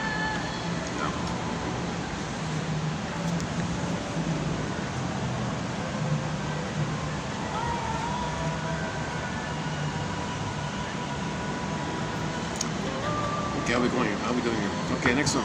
We repeat the past instead of remembering clear, acting it out with those we hold quite dear. The healing happens when the cycle breaks and we acknowledge all our old mistakes. The healing happens when the cycle, repetition, compulsion, repeating, Sisyphus. The healing happens when the cycle breaks and we acknowledge all our old mistakes. To love the therapist is just a phase, a repetition of our childhood days. To hate them, too, is part of the grand design of working through the tangled, twisted line. The oral stage is focused on the bite, dependency, and comfort day and night. The oral stage is focused on the bite, dependency, and comfort day and night. Yeah. Fixation here might make you smoke or chew or swallow words instead of speaking true. That's not bad, eh? The oral stage is focused on the bite, dependency, and comfort day and night. Fixation here might make you smoke or chew or swallow words instead of speaking true. And the nursing infant finds their total world upon the mother's breast, safely curled. Yeah, and the mother's the world for the baby. You're my first, you're my last, you're my everything, sings Barry White, another copyrighted song. Oh, here we go. An object isn't things upon a shelf. It is the mental image of another self. So this thing about object relations theory, it's not like a thing on the shelf, like an actual thing you see. It's a mental image of a person, either you or your mother, and this self can be in different, with various aspects. The good breast feeds and keeps the baby warm.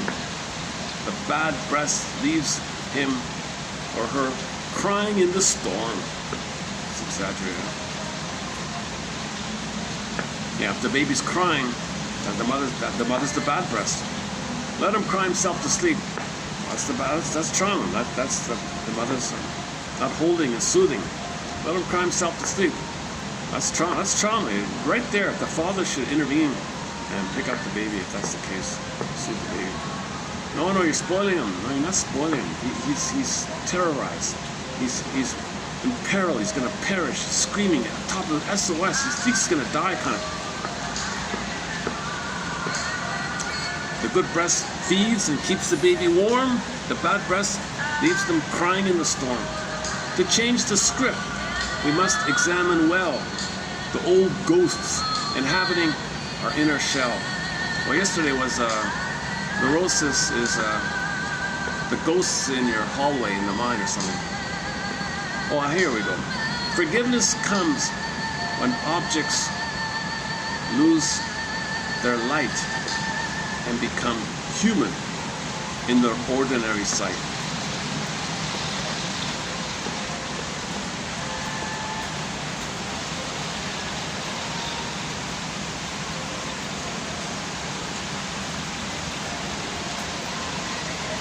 To integrate the shadow makes you strong. Without it, half your energies are gone. Individuation is the lifetime quest to build a balanced self that stands the test. We hold on to our symptoms with a grip because without them, our identities might slip. Oh, that's the teddy bear idea, right? We hold on to our symptoms, our teddy bears, because without our teddy bears, who are we, right? We hold on to our symptoms with a grip because without them, our identities might slip. We build grand monuments of self-conceit to cover up the fear of defeat.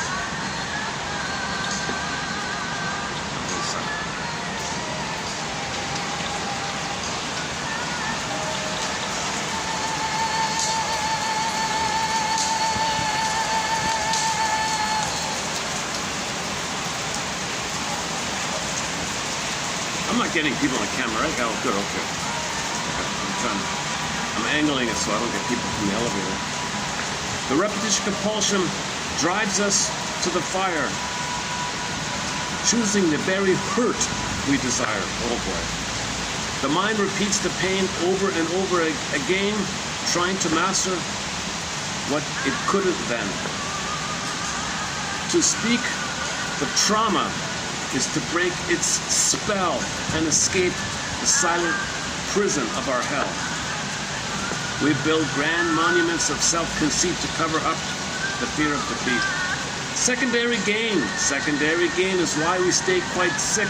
The sympathy we get performs the trick. So if you're dysfunctional, wait a minute, I'm getting some benefits here, I'm getting some attention here, so I'll stay sick for the benefits. So that's called secondary gain. You're suffering for a little crumb like that. You're hurting yourself for it. You're desperate for a crumb. Called secondary gain. Secondary gain is why we stay sick. The sympathy we get performs the trick. So if somebody's ignored all their life, if they're sick, and they got all this attention, gee, I kind of like this, let me just stay sick or something. Acting out replaces memory with deed, performing tantrums that express a need. The neurotic suffers from a hidden history. Their present life is swallowed by the mystery. The neurotic suffers from a hidden history, okay? Their present life is swallowed by the mystery. They fight old battles that were lost and won beneath a long-forgotten ancient sun. Analysis replaces misery so deep with common unhappiness that you can keep. Yeah, okay. Analysis, I have not, disclaimer, I'm not a shrink, I have not been analyzed, I only PA, I've never been analyzed, doesn't exist in my hometown. I looked around when I started this, it doesn't exist. It doesn't exist. From what I can tell, there's no clue of it even partially existing. So luckily, all the books that the few books that we have over the past 150 years, by all the shrinks from around the world, mostly from Hungary, Austria, Germany, right? That kind of area. All started there with Burglar and Freud, of course, and all the other ones.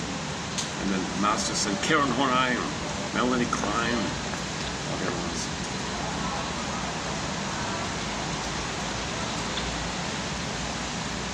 I asked the AI, how do you know all this stuff? She said, oh yeah, we read everything. We read all the analytic literature. Freud, we read all the Freud and the Jung and all that. I wonder if you could read it in German. I wonder if AI, oh my God, I wonder if AI could do a proper translation of Freud and bypass the perverted translation that people get stuck with. People quote it, makes things worse, right? So we don't really quote Freud. Ironically, we don't quote Freud. I don't want to get into that mess. He might have been speaking in a metaphorical way or trying to make a point. Maybe it's out of context. I once took a passage from German. I found a German passage and I did it in various searches, and I got the gist of it by various translators. Okay. Then I read the English translation.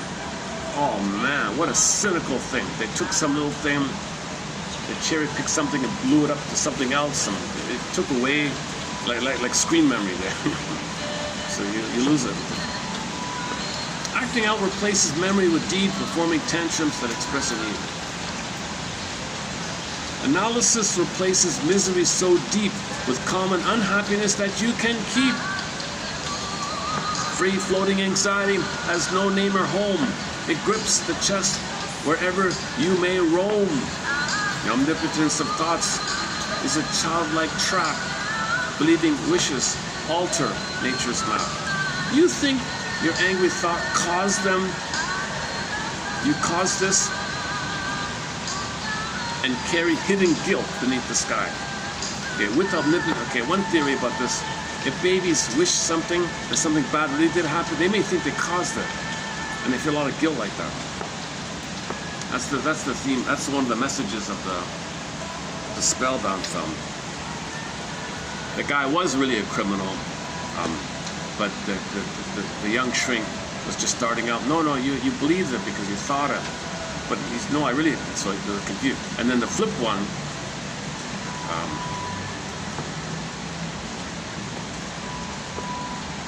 It was kind of similar. Another guy. Also meant it, but she said, no, it's not your fault, man. Spellbound's a disaster because it was meant, the director said, I didn't do this film to teach you psychoanalysis. I just used the backdrop as a typical another crime whodunit thing. Like, don't. And he even said he hired a shrink to make sure there's no proper education of psychoanalysis. So don't turn to that film. But what you can do is pick a few little crumbs out of the perverted context and highlight that. And there's a few good liners in there actually. It's too bad about. So go to the comic psychoanalysis. The comic psychoanalysis. That's better. The comic psychoanalysis is better than Spell. 1955 comic.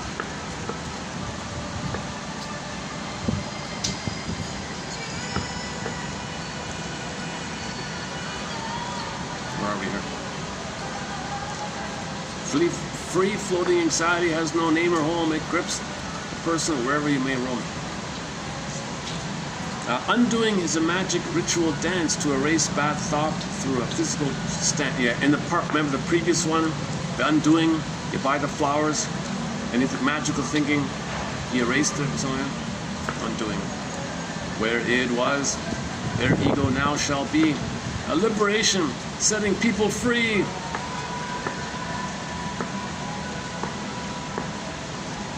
The goal is making the unconscious plain to end the tyranny of hidden pain.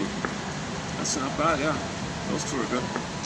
True insight changes how you see your past, building a structure that can truly last. Stop blaming the parents for your plight and take the lantern to guide your own night. Okay, there we go. In the first half of life, you're trapped in the tar pit. In the second half of life, you grab the lantern, you grab the pen, you follow the thread, free association. The containing, again, you stop blaming the parents for your plight and take the lantern to guide your own night. The containing function is a listening mind, helps you bear the chaos that you find. The containing function of a listening mind helps you bear the similar, holding, containing.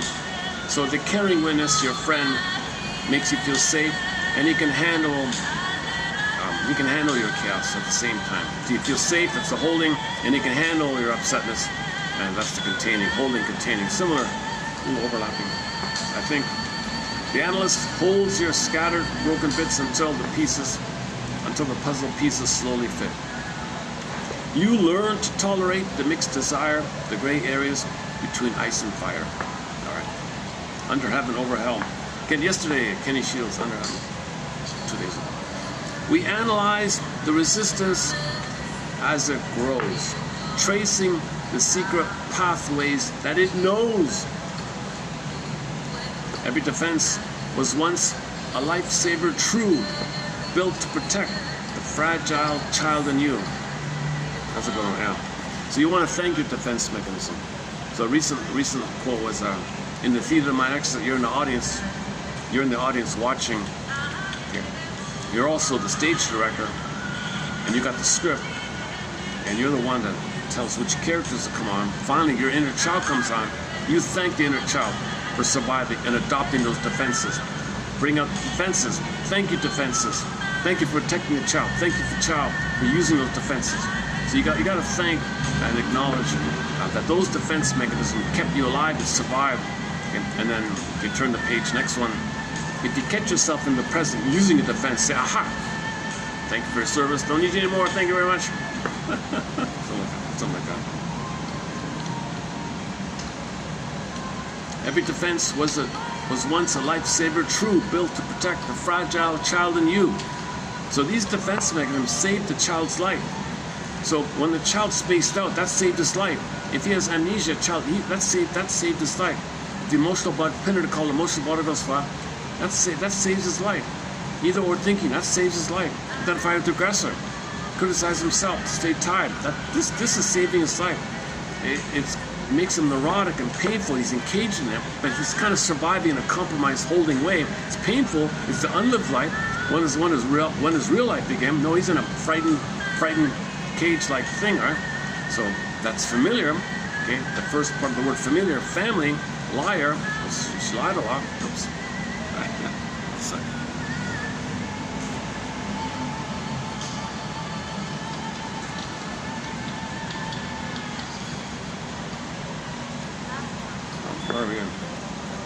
Every defense was once a lifesaver true, built to protect the fragile child in you. All right. Honor the armor for the work it did, even while uncovering what it hid. Honor the defenses for the work it did, even while uncovering what it hid. Oh, the pain's coming up. So the pain's coming up, you still honor the defenses, right? The cure is finished when you can love and work without the ancient ghosts that used to lurk. You're not hunted anymore. So love and work, right? The cure is finished. You're healed when you can love and work without the ancient ghosts, past memories, trauma that used to lurk. No longer driven by an automated script. Your conscious mind is fully now equipped. You can handle it. The past remains, but loses its tight grip. You hold the steering wheel upon the ship. Analysis gives you back your own authentic voice, transforming fate into a human choice. Yeah, first half of life, faded, wrestling with the fate, the script, repeat, don't know it. Okay, grab the pen, second half. The symptoms fade, when they are understood, replaced by choices that are real and good. You look into the mirror with a smile, accepting flaws. You hated for a while. The inner child no longer screams for peace. The ancient civil conflict finally ceases. The ancient inner conflicts finally cease. You tolerate the limits of your frame and stop playing the old neurotic game. You tolerate the limits of reality life and stop playing the old neurotic game. You tolerate the limits of your frame and stop playing the old neurotic game. Okay, so if somebody's an injustice collector, grievance collector, have a museum, curator, collect, grievance, collect. That's the game. To never trust, never forgive, never connect, and always have a reason to hate. Grievance, collect. So give up this game and many others. You tolerate the limits of your frame and stop playing the old neurotic game. Or people pleaser. Please let me. Or turtle, withdraw, or against the game. Whatever game is going on. Okay. You tolerate the limits of your frame and stop playing the old neurotic game. To know thyself is where the journey ends. Where id and ego finally walk as friends. Lastly, the mind is mapped, the secrets find their place, and life is lived with ordinary grace. All right.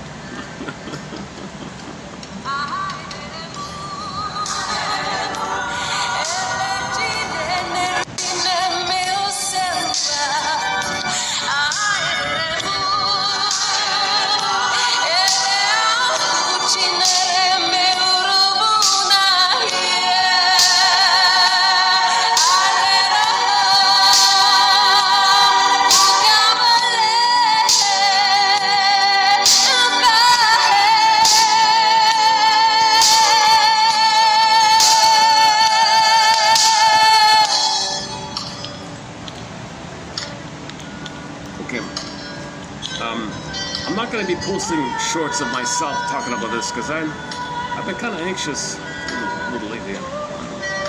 Like yesterday, I couldn't even watch myself back yesterday's video. I was just too jittery or too anxious. Today it was a similar mode kind of thing. So let me play now the 12-minute readout. So these quotes, these 100 or these 99 psychology rhymes, let's call them. I'll play it out here, and I'll do a separate one as well. Let's see.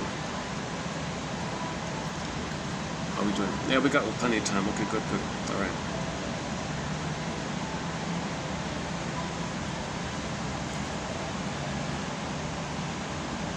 The repetition.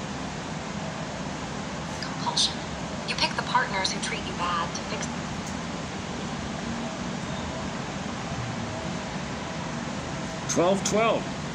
12 minutes and 12 seconds, it says here.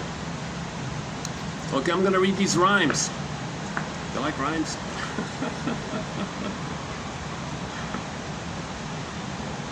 Psychology, instead of nursery rhymes, psychology rhymes.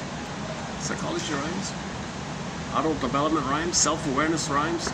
Self-help rhymes? What are we going to call this? The rhymes. Healing rhymes? Healing rhymes? No. Analysis rhymes? Analytic rhymes? Psychoanalytic rhymes? No. Self-healing rhymes? Rhymes for the midlife journey? Midlife rhymes? Rhymes for the midlife journey? Rhymes? What are we going to call this? Rhymes? It rhymes with midlife? What rhymes with midlife? Okay. I'm going to just be lazy and just point to my view there. Okay, submit it for your approval consideration. See if you can find 10, and then send them to a friend and ask them if they recognize any in you. If they think any of these 10, those 10 that you sent apply to you, and get some feedback. That activity is a kind of holding and containing from your friend to give you feedback. You feel safe with them and all that. Otherwise, it's just in your head, right? You're just thinking about it. So you gotta have some kind of interaction with it.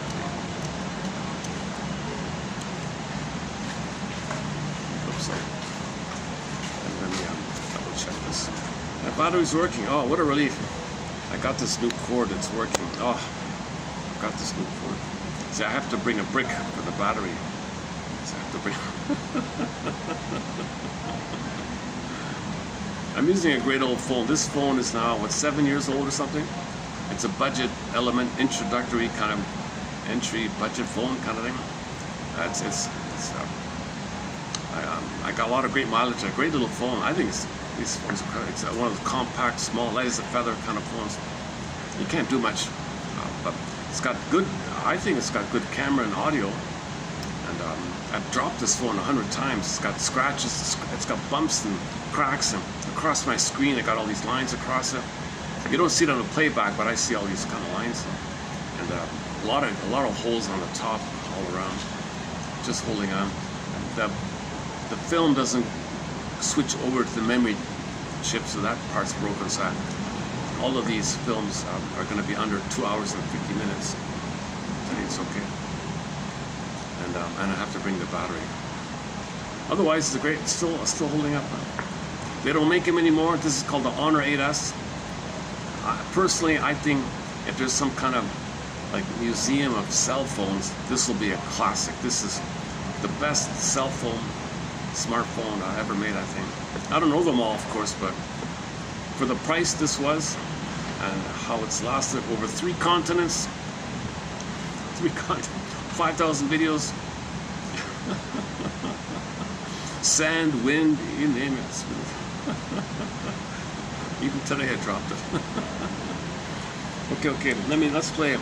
Are you ready? You got a pencil and paper, or are you gonna hit the pause button, write it down? This is an AI voice.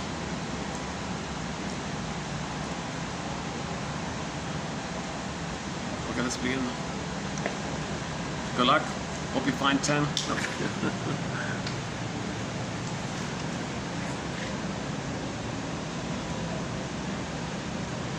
The repetition compulsion. You pick the partners who treat you bad to fix the past that made you sad. The unconscious. What you hide deep inside your mind is the ruler of the life you find. Repression. Push the painful thought away, it will find a sneaky way to play. Denial. You swear up and down it isn't true to hide the hurt inside of you. Projection. The anger that you see in me is just your own you fail to see. Displacement. Mad at the boss who made you small. You come on home and kick the wall. Sublimation. Turn your rage into a piece of art and heal the madness in your heart. Rationalization. You make up lies that sound so smart to mask the choices of your heart. Reaction formation. You hate a person deep within, so you greet them with a giant grin, splitting. You see the world in black and white. It's either totally wrong or totally right. Intellectualization. You use cold logic and big words to block the feelings that occurred. Isolation of affect. You tell the story of your dread, but wait a minute. Is this too loud? Is it buzzing? Hang on. Let me play it. Let me start again. Let me lower the volume. I'm going to lower it 2 notches just to make sure. Sometimes it's the max volume, it kind of buzzes on the playback. So let's start this again. So I'm going to lower the volume just to make sure it gets through. Okay, now can I start again? It begins with repetition compulsion.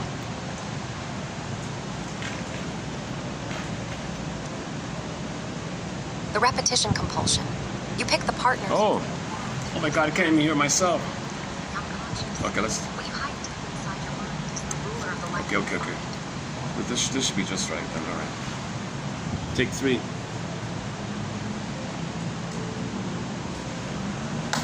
Repetition compulsion. The repetition compulsion. You pick the partners who treat you bad to fix the past that made you sad. The unconscious. What you hide deep inside your mind is the ruler of the life you find. Repression. Push the painful thought away, it will find a sneaky way to play. Denial. You swear up and down it isn't true to hide the hurt inside of you. Projection. The anger that you see in me is just your own you fail to see. Displacement. Mad at the boss who made you small. You come on home and kick the wall. Sublimation. Turn your rage into a piece of art and heal the madness in your heart. Rationalization. You make up lies that sound so smart to mask the choices of your heart. reaction formation. You hate a person deep within, so you greet them with a giant grin, splitting. You see the world in black and white. It's either totally wrong or totally right. Intellectualization. You use cold logic and big words to block the feelings that occurred. Isolation of affect. You tell the story of your dread but keep the feelings out of your head. Compensation. You feel quite weak in what you do, so you excel at something new, undoing. You say a mean thing to your mate, then buy a gift to clean the slate. Introjection. You take their voices inside your mind and treat yourself as quite unkind. Conversion. The mental pain you cannot bear becomes a cramp right over there. Fantasy. You build a castle in the air because reality is hard to bear. Somatization. The words your tongue refuses to speak leave your body feeling weak, Oedipus complex. You love your mother, fear your dad, a childhood drama making you mad. Electra complex. The daughter views the mom with spite and holds her father in her sight. Fixation. Stuck in a phase from long ago, you find it very hard to grow. Oral stage. You chew your nails and smoke your smoke to soothe the baby who never woke. Good enough mother. She does not need to be dynamic, just calm enough to stop the panic. The transitional object. The teddy bear you hold so tight helps you survive the lonely night, mirroring. A mother's gaze can let you know that you are real and free to grow. The primal scene. A child sees love behind the door and wonders what the noise is for. Separation, individuation. To step away and be your own requires a walk into the unknown. The false self. You wear a mask to please the crowd, but leave your true self in a shroud. The true self. Deep down inside the creative core lies who you are and nothing more. Latent content. The hidden meaning of the night brought gently out into the light. Condensation. 5 different people from your past become one dreamer in the cast. Day residue. The things you did throughout the day will find a place inside your play. The symptom. The quirk or habit that you hate is trying to negotiate. Free association. Just speak your mind and let it flow to see where hidden currents go. Resistance. You change the subject, skip the week because you fear the truth you seek. Transference. You view your therapist today as if your father walked that way, acting out. Instead of speaking of your pain, you wreck your car out in the rain, working through. You say it once, you say it twice, till truth replaces old advice. Catharsis. The tears pour down, the emotions break, and soothe the old, familiar ache. Insight. The sudden flash that makes you see why you became who you had to be. Negative therapeutic reaction. You start to heal and feel quite fine, then sabotage the whole design, eros. The drive to love, create, and build to leave the lonely spirit-filled, narcissism. You stare into the glassy pool and let your vanity play the fool, object relations. The people living in your head dictate the rules of who you wed, internalized objects. You carry parents in your chest, they never let you take a rest. The shadow, the dark companion in your mind, contains the strength you left behind, anima. The feminine side within the man that helps him feel the best he can, animus. The masculine force within the wife that gives her logic in her life, ambivalence. You love them much, you hate them too, and don't know what you ought to do, the idealized parent. You think your father has no flaw and view his word as holy law, devaluation. You knock them off the pedestal high because they made you want to cry. The persona, the public face you show the street, is not the self when eyes do meet. Individuation. To weave the dark into the light and make the whole soul fit just right. Mourning. You weep for what you lost outside until the tears have finally dried. The ego ideal.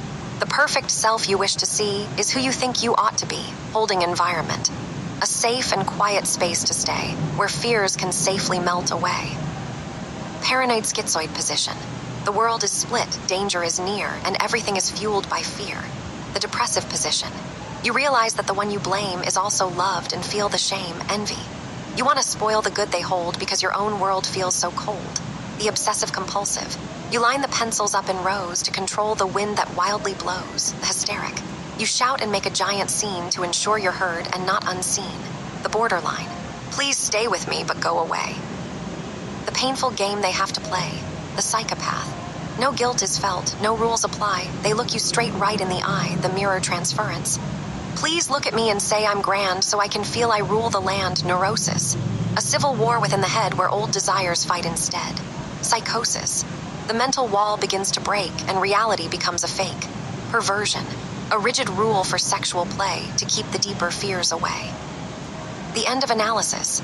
You accept that life has grief and pain, but love and work can still remain. Denial looks at truth and shuts its eyes, replacing heavy facts with comforting lies. Projection takes the flaws you hate to see and claims your neighbor has them, and not thee. Displacement is when anger makes you roar at innocent folks who just walk through the door. Sublimation takes a dark desire and turns it into art or social fire. Intellectualization uses concepts cold to block the painful feelings we hold. Identification copies someone strong to feel like you finally belong. A broken heart can write a beautiful song. Sublimation keeps you moving along. You say you didn't want the job anyway. That's sour grapes to get you through the day. To study grief instead of feeling tears protects the mind from deeply rooted fears. You wear the jacket of a famous star to hide how fragile you inside still are. The mind is like an iceberg in the sea.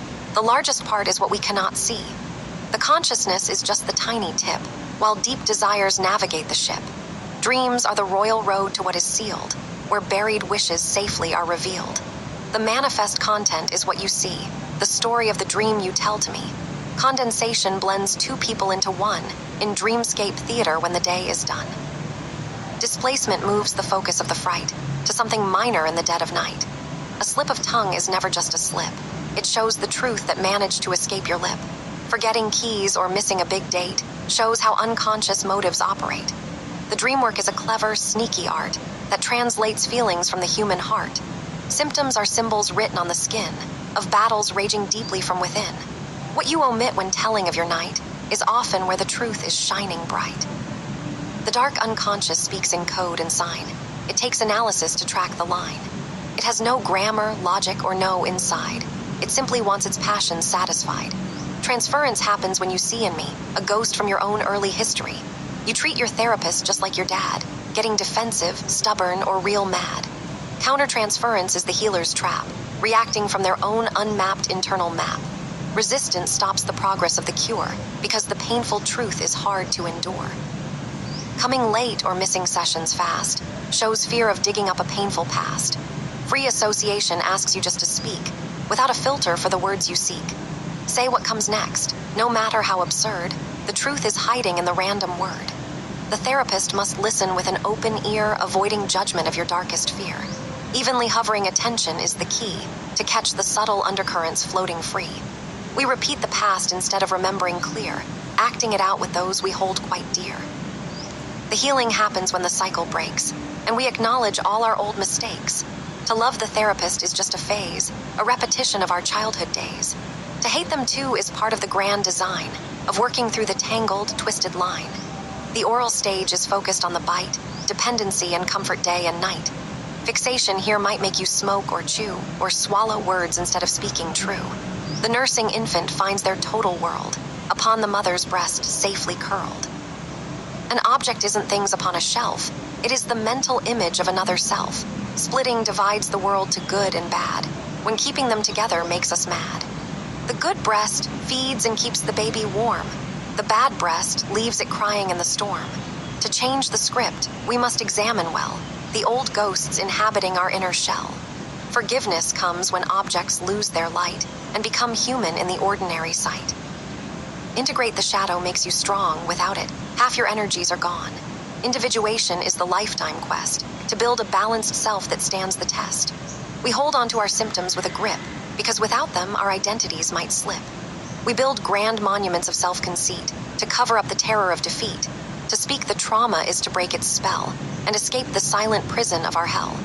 The mind repeats the pain over and over again, trying to master what it couldn't then. The repetition compulsion drives us to the fire, choosing the very hurt that we desire. Secondary gain is why we stay quite sick. The sympathy we get performs a trick. Acting out replaces memory with deed, performing tantrums that express a need. The neurotic suffers from a hidden history. Their present life is swallowed by the mystery. They fight old battles that were lost and won beneath a long-forgotten ancient sun. Analysis replaces misery so deep with common unhappiness that you can keep. Free-floating anxiety has no name or home. It grips the chest wherever you may roam. The omnipotence of thoughts is a childlike trap, believing wishes alter nature's map. You think your angry thought caused them to die, and carry hidden guilt beneath the sky. Undoing is a magic ritual dance, to erase a bad thought through a physical stance. Where id was, there the ego now shall be, a liberation setting people free. The goal is making the unconscious plain, to end the tyranny of hidden pain. True insight changes how you see your past, building a structure that can truly last. You stop blaming the parents for your plight, and take the lantern to guide your own night. The containing function of a listening mind helps you bear the chaos that you find. The analyst holds your scattered, broken bits until the puzzle pieces slowly fit. You learn to tolerate the mixed desire, the gray areas between the ice and fire. We analyze the resistance as it grows, tracing the secret pathways that it knows. Every defense was once a lifesaver true, built to protect the fragile child in you. Honor the armor for the work it did, even while uncovering what it hid. The cure is finished when you can love and work without the ancient ghosts that used to lurk. No longer driven by an automated script, your conscious mind is fully now equipped. The past remains, but loses its tight grip. You hold the steering wheel upon the ship. Analysis gives you back your own authentic voice, transforming fate into a human choice. The symptoms fade when they are understood, replaced by choices that are real and good. You look into the mirror with a smile, accepting flaws you hated for a while. The inner child no longer screams for peace. The ancient civil wars finally cease. You tolerate the limits of your frame and stop playing the old neurotic game. To know thyself is where the journey ends, where id and ego finally walk as friends. The mind is mapped, the secrets find their place, and life is lived with ordinary grace. AI TQ 33423. The repetition. Yeah, that last one's pretty good. You accept the frame. Stop playing your old neurotic game. Reality. How are we doing? Yeah. And once again, yesterday, with the one-liners one, excellent. Those one-liners are excellent. Should we take a peek at it? 3,400, right? 3,400. Yeah, okay. Denial is not a river in Egypt. It's a very cozy, high-density apartment in your mind. Projection is throwing your trash in your neighbor's yard and complaining about the smell. Rationalization is a master class in dressing up your fears in a smart suit. And it goes on. Defenses are like a winter coat worn in July. They kept you safe once, but now you're just sweating.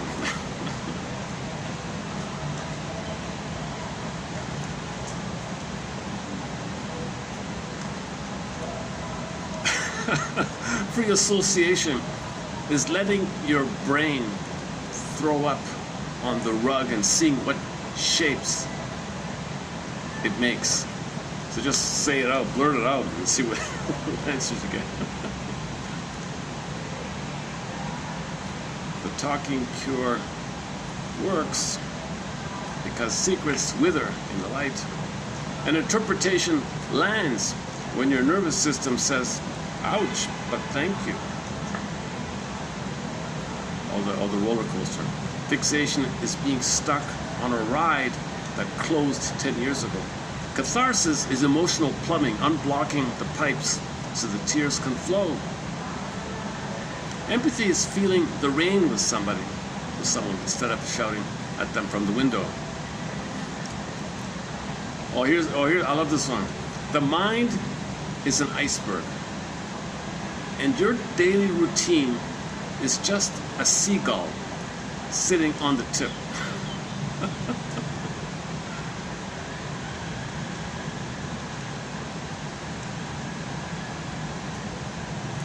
Identity is a costume you tried on at age 5 but got stuck. Life is a process of translating your symptoms into sentences.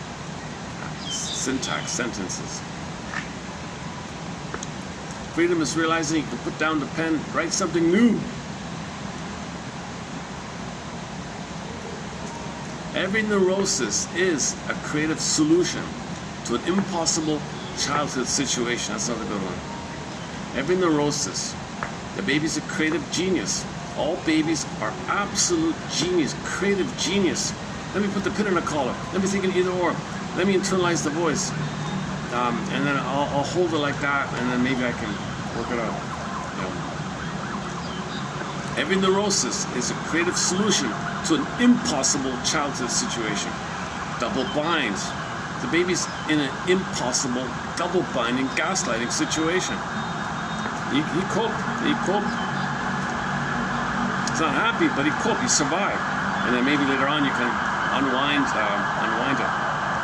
Oh, where's that one about the?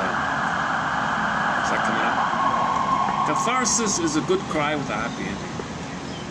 Free association is just talking until you make sense. That's a good.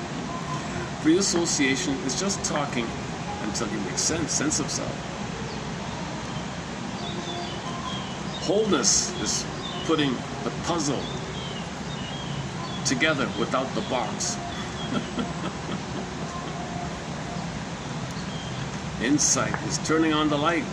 Recovery is sweeping the floor. Trauma is a ghost that haunts the hallway. Hope is a spark in the dark room. Joy is a sun that breaks the clouds.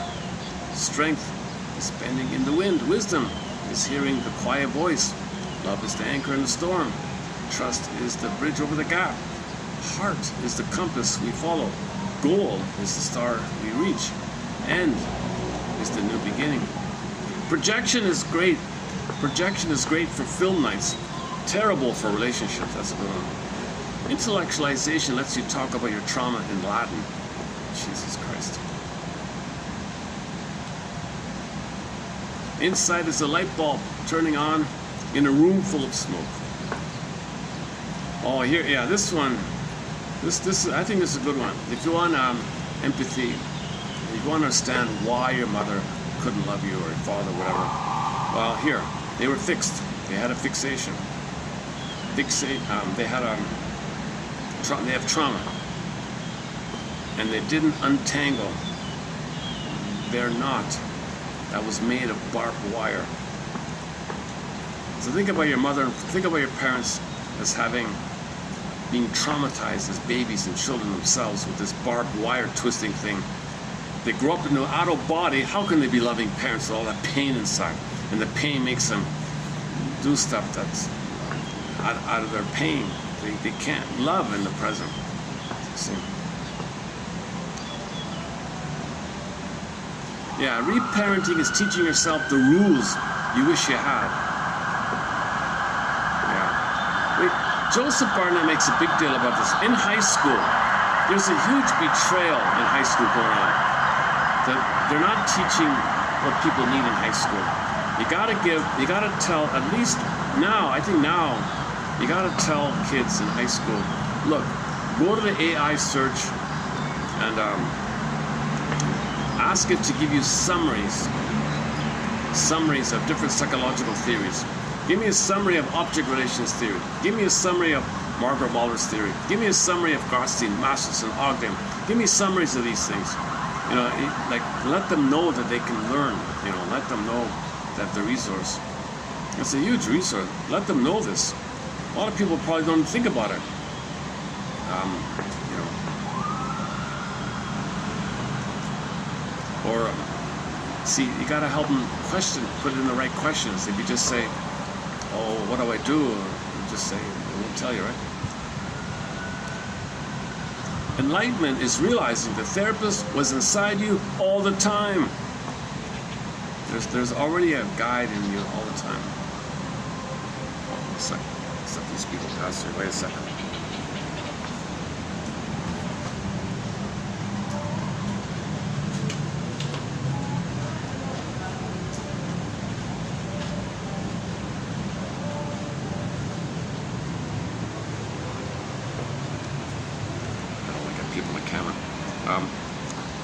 Hysteria is turning a paper cut into a dramatic opera.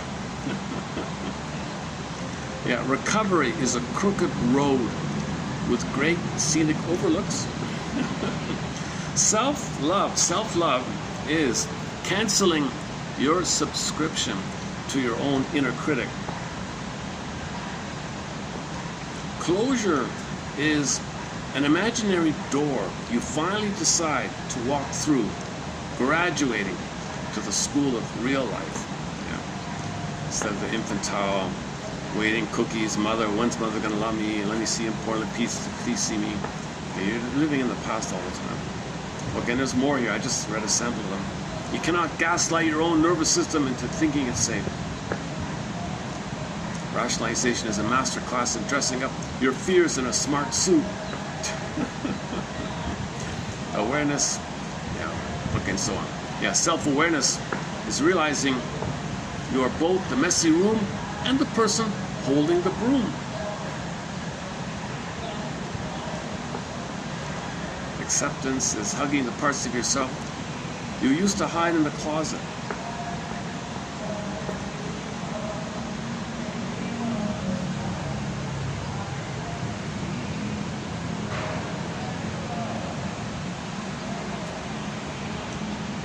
Let's start to wind down here. Well, that's okay. Okay, let's start to wind down this video here. Well, did you find 10 of the rhymes?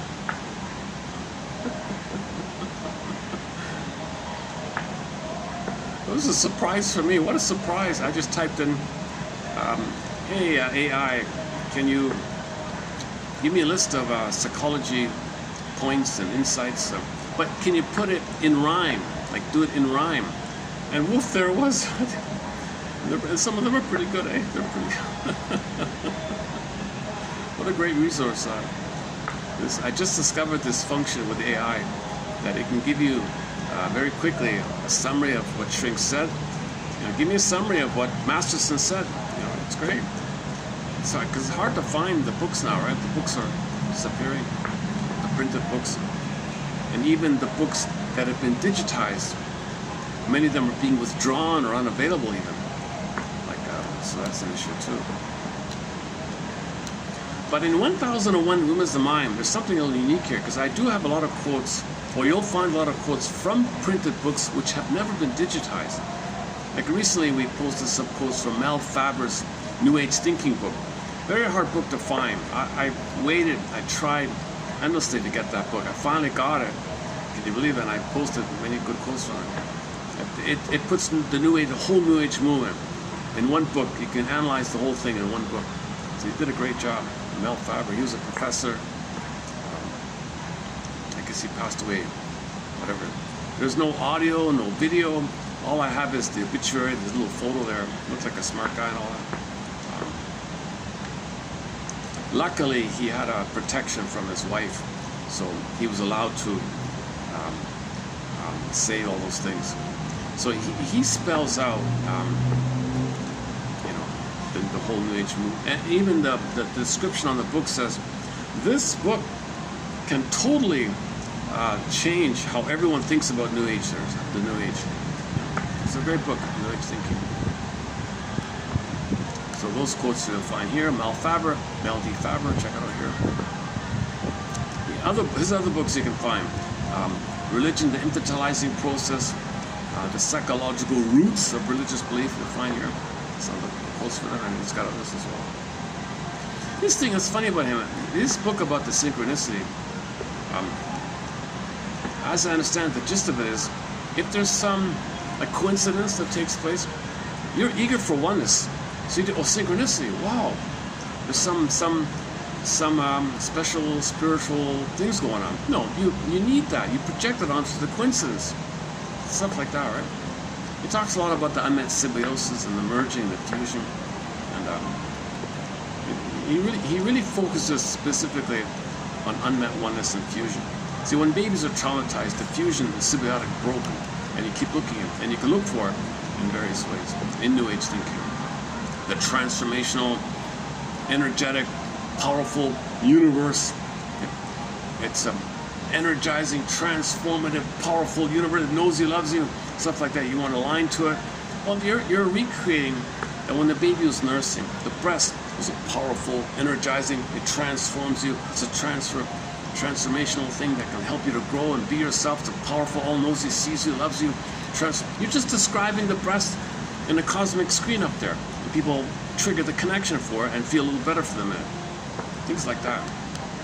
But he spells it out very kind of precisely. Okay, how are we doing? 20, okay, 30 minutes, 30, 40 minutes. No, 15. What did we talk? 25. Okay, so there's about 20. Yeah, there's still 20 minutes left. Either I use it up or just start to wrap it up here.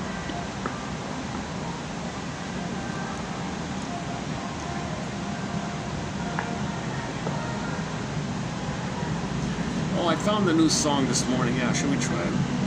I didn't even hear the whole thing. Hang on a sec. Does it go again? I just heard the beginning of a song from Africa, an old 70s jazz tune. I even forgot that. I didn't even have time to hear the whole thing. Give me a minute. Let me look at the history. Let me take it up here. Give me a sec here. What's that? Let me indulge in a little music thing here. Was that it there? Oh, it's got two parts. Oh, yeah, okay. D-I-E-U-F. Hang on. D-I-E-U-F.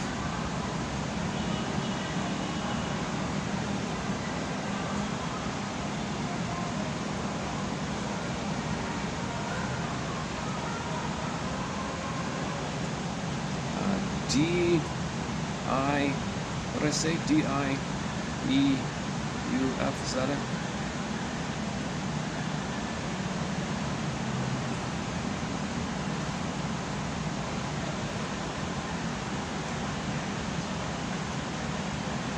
Oh, there's the guy there. Yeah, okay, hang on. Where's this music?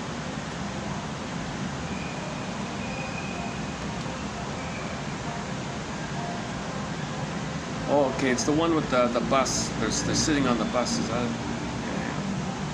Where's that? Oh, he's got a whole bunch of stuff. Oh, I see. He's got a whole bunch of stuff. Jeez. Can we just randomly pick one? Where was the one that I found? Hang on.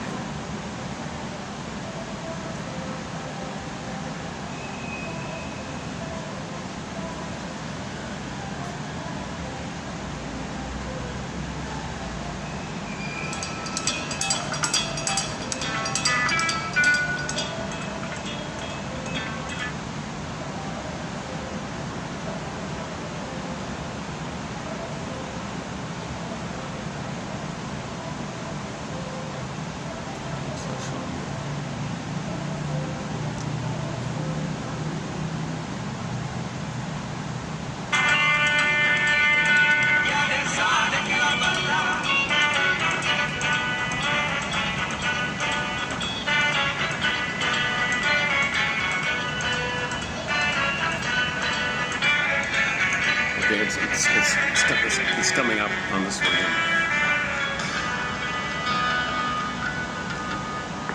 Oh, okay. Here it is here. Okay, I'll wrap up with whatever this is. D-I-E-U-F, D-I-E-U-L, and then D-E. I can't see the rest of it. It's about 7 minutes. Is that it? 7 minutes? Maybe 8 minutes long. I'll just play maybe a part of it, and I'll wrap it up at some point partway through the song here. It seems like a fun, energizing kind of song. I think it's 70s Afro jazz or something like that. And I'll wrap it up for today. The sun's coming out. Yeah, they predicted a huge rain here, but it's just it's okay, man.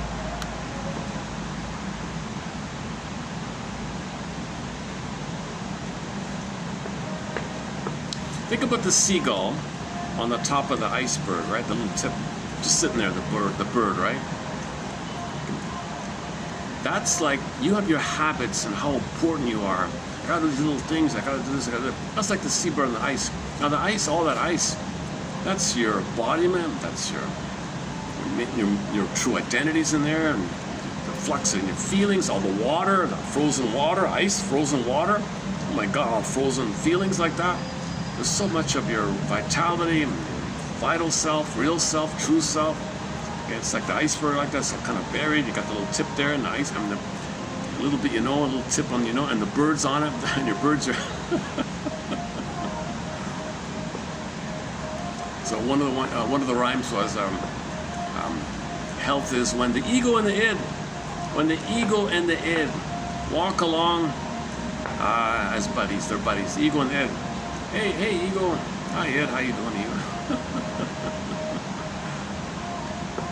What's it? The elementary basis of the unconscious. So that means you have a relationship with your unknown self. You have a relationship and you respect. See, in the Odyssey, Odysseus ignored it. Okay, and then the wave Poseidon. I'm referring to the 1997 TV miniseries, the one starring Amanda Sante, directed by Andrei Konchalovsky, with Jim Henson doing the special effects, and the Hallmark Company being the producers, I think. Filmed in Turkey with Italian actors and actresses. I mean, that one, 1997 miniseries, Hallmark. Okay, the wave was Poseidon, and you see the face in the wave. They made it look like that the wave had a face. It was talking, and Poseidon would ignore it. You're ignoring me. Who are you? I don't need you. You're ignoring me. I don't like this. You're ignoring me. So he couldn't get home with this, right? Finally, he's okay. Poseidon, geez, now we'll listen. Good, now he can get home. So when you connect with your Poseidon is personification, the voice of the healing energy, effort, flow, trying to heal you. Innate drive for healing, Poseidon was the voice. The wave was the voice of this natural force trying to heal you. So you want to connect with this. This was the it. Poseidon was the it. And you see, Odysseus is like the ego, and the water's the it, like that. So you got to get along with each other. So you respected the voice. I'm listening to. And there's a line in there. He said, I am now here in my life to think about everything that Poseidon told me. I got to reflect on what Poseidon told me. And then he got home, right? Sense of self. All right. See you in the next video here. As with other videos, may these quotes lead to curiosity, empathy, and understanding. A CEU for the soul, a CEU, continuing education unit for the soul. But here it's curiosity, empathy, and understanding. Okay, let's see if we can find some. Let's see if in the future we'll find some more rhymes.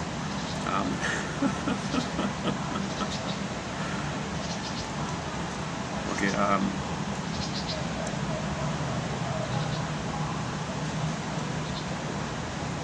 Seagull on the iceberg. Thanks very much. See you later.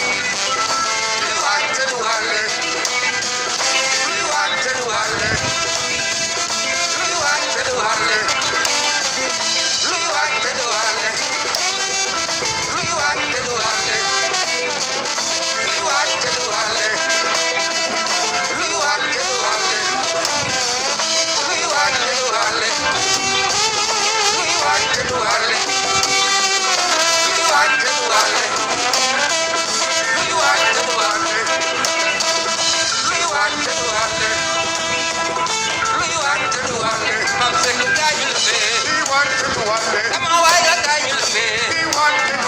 Come on, darling, got you love me?